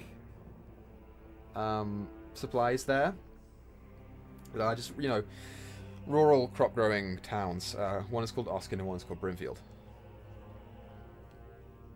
Is Craddock connected to Brimfield somehow? Only in that it's next to Ernroot. Okay. She continues on and she says, so a couple of years ago, one of these plagues overtook Brimfield, killed a bunch of crops. No one could find anything that could give life for the next harvest for the next year. Christ. This guy was sighted in his green overtaken form, I guess is what you call it, coming from Brimfield down into Rindleby over about 6 months. Now my witnesses are saying that wherever he went, poison used to affect the wildlife there. Alright. Sure. My lad is rather burning. He likes fire. Exactly. So, from what I can deduce, which is not much at this point, I'd wager you've got a bunch of different parasites. Maybe ones with different elements. Oh, I should let you know. I had a conversation with Chaos a while ago. They're not born, they're made, and I think there's 7 of them, now 6, I think, if I remember right. Okay, great. New information. This is new. It was a whole thing. I swore vengeance on my father. It was a whole big thing. Well, I can look into that. Right. But I think you found one. And I what's- definitely ate him, yes. What's more than that is, and she sort of pulls out a small map. From your information, where you got yours from Craddock, and she puts an X on Craddock, and he got his from Brimfield. She puts an X on Brimfield. Oh, no. I'd wager that they're made somewhere, puts a circle around Ernroot. If you're heading home, start looking. Can what do I know about Arcana? I know very little about Arcana, don't I? I do. Is there any other towns around there that if we like connect them, they make like a ritual sign? Like some Full Metal Alchemist like fucking transmutation circle shit. It makes a ritual sign. Make Like a circle, like a ritual circle, or like a symbol. If you draw a line between them. Okay, make a history check for me. I have a +5 to this. I have to roll better than a 4. I rolled a natural 1. Yeah, you have no idea. You are aware of the 2 towns above Ernroot, which are Oskin and Brimfield. Craddock is to the east, but it's up in a mountain range in the Thesp. And there are a couple of towns further south that you nearly hit on your way out of Ernroot going to Recrovi. But they're a little ways away, they're a little further off. You don't recognize anything that would make a sigil of any sort. I'm going to consider for a second and say, check in the other towns around here, the ones to the west and south. See if anything weird is happening there. Strange disappearances, attacks, especially on for the homeless population. Speaking from experience, look around there for strange things. Yeah, I've already set my people on it. I'm sure I'll be alerted if there's any, more information to come. Sure. Also, do you want to have a conversation with the big man? I won't transform. You can ask me questions. I'll ask him. He'll answer if he's feeling willing. Maybe. Yeah, we can arrange something like that. But I can't do it today. I've got too much work to do. Fair enough. Only other thing that I know you were talking about, and we'll find a dinner somewhere that we can go and discuss more. She sort of leans back, Lovely. and she, next to that stringy amulet with the ruby in the middle of it, she puts her hand up on top of the bookshelf and plucks off a small rock that is completely ovalloid in shape, very, very smooth. It's just ever so faintly pale blue. I can't talk for long. I believe this is what you're looking for. Put it on my hand. She gives it to you. Well, if there's anything you ever need done, you let me know. Oh, Free no. of charge. There will be. Please be careful with that. It belongs to a very good friend of mine. Of course. She has her own history with that gem, so please don't break it or shatter it. I'm sure she'd like to see it again. What color was it? It's a very, very pale blue. Blue, not purple. No, but I mean the color of it is dull. So, and you would know this from seeing Kev's Soul Gem. They do a light when there is a soul in, so it could change depending on what's in there. I'm trying to think back to the one shot and trying to figure out whose this is. Anyways. Mr. Moon. I also kind of have a little bit of an ask. We're aware of something Yesik was working on kind of off the books. I was wondering if there were any notes left over after the accident. Oh, I really shouldn't be talking about the hierarchy of the echelon with people who aren't indoctrinated. I'm sorry. It was a big red stone thing. Bunch of men in red robes might have attacked, used explosions and fire a lot. You're lucky they only took out to the one office. They took out to my entire village. Pretty rough. Make persuasion check, Thyra. With advantage? Me. To help? Sure, because you helped. There we go. Don't say I Yeah, never yeah. did anything for you, Dyto.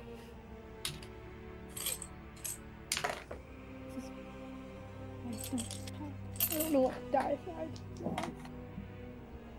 Oh, That's a natural 19 for a dirty 20. Okay. Yeah, she, like, sort of hunkers down a little bit.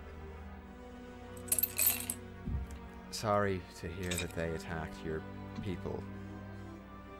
It's awful.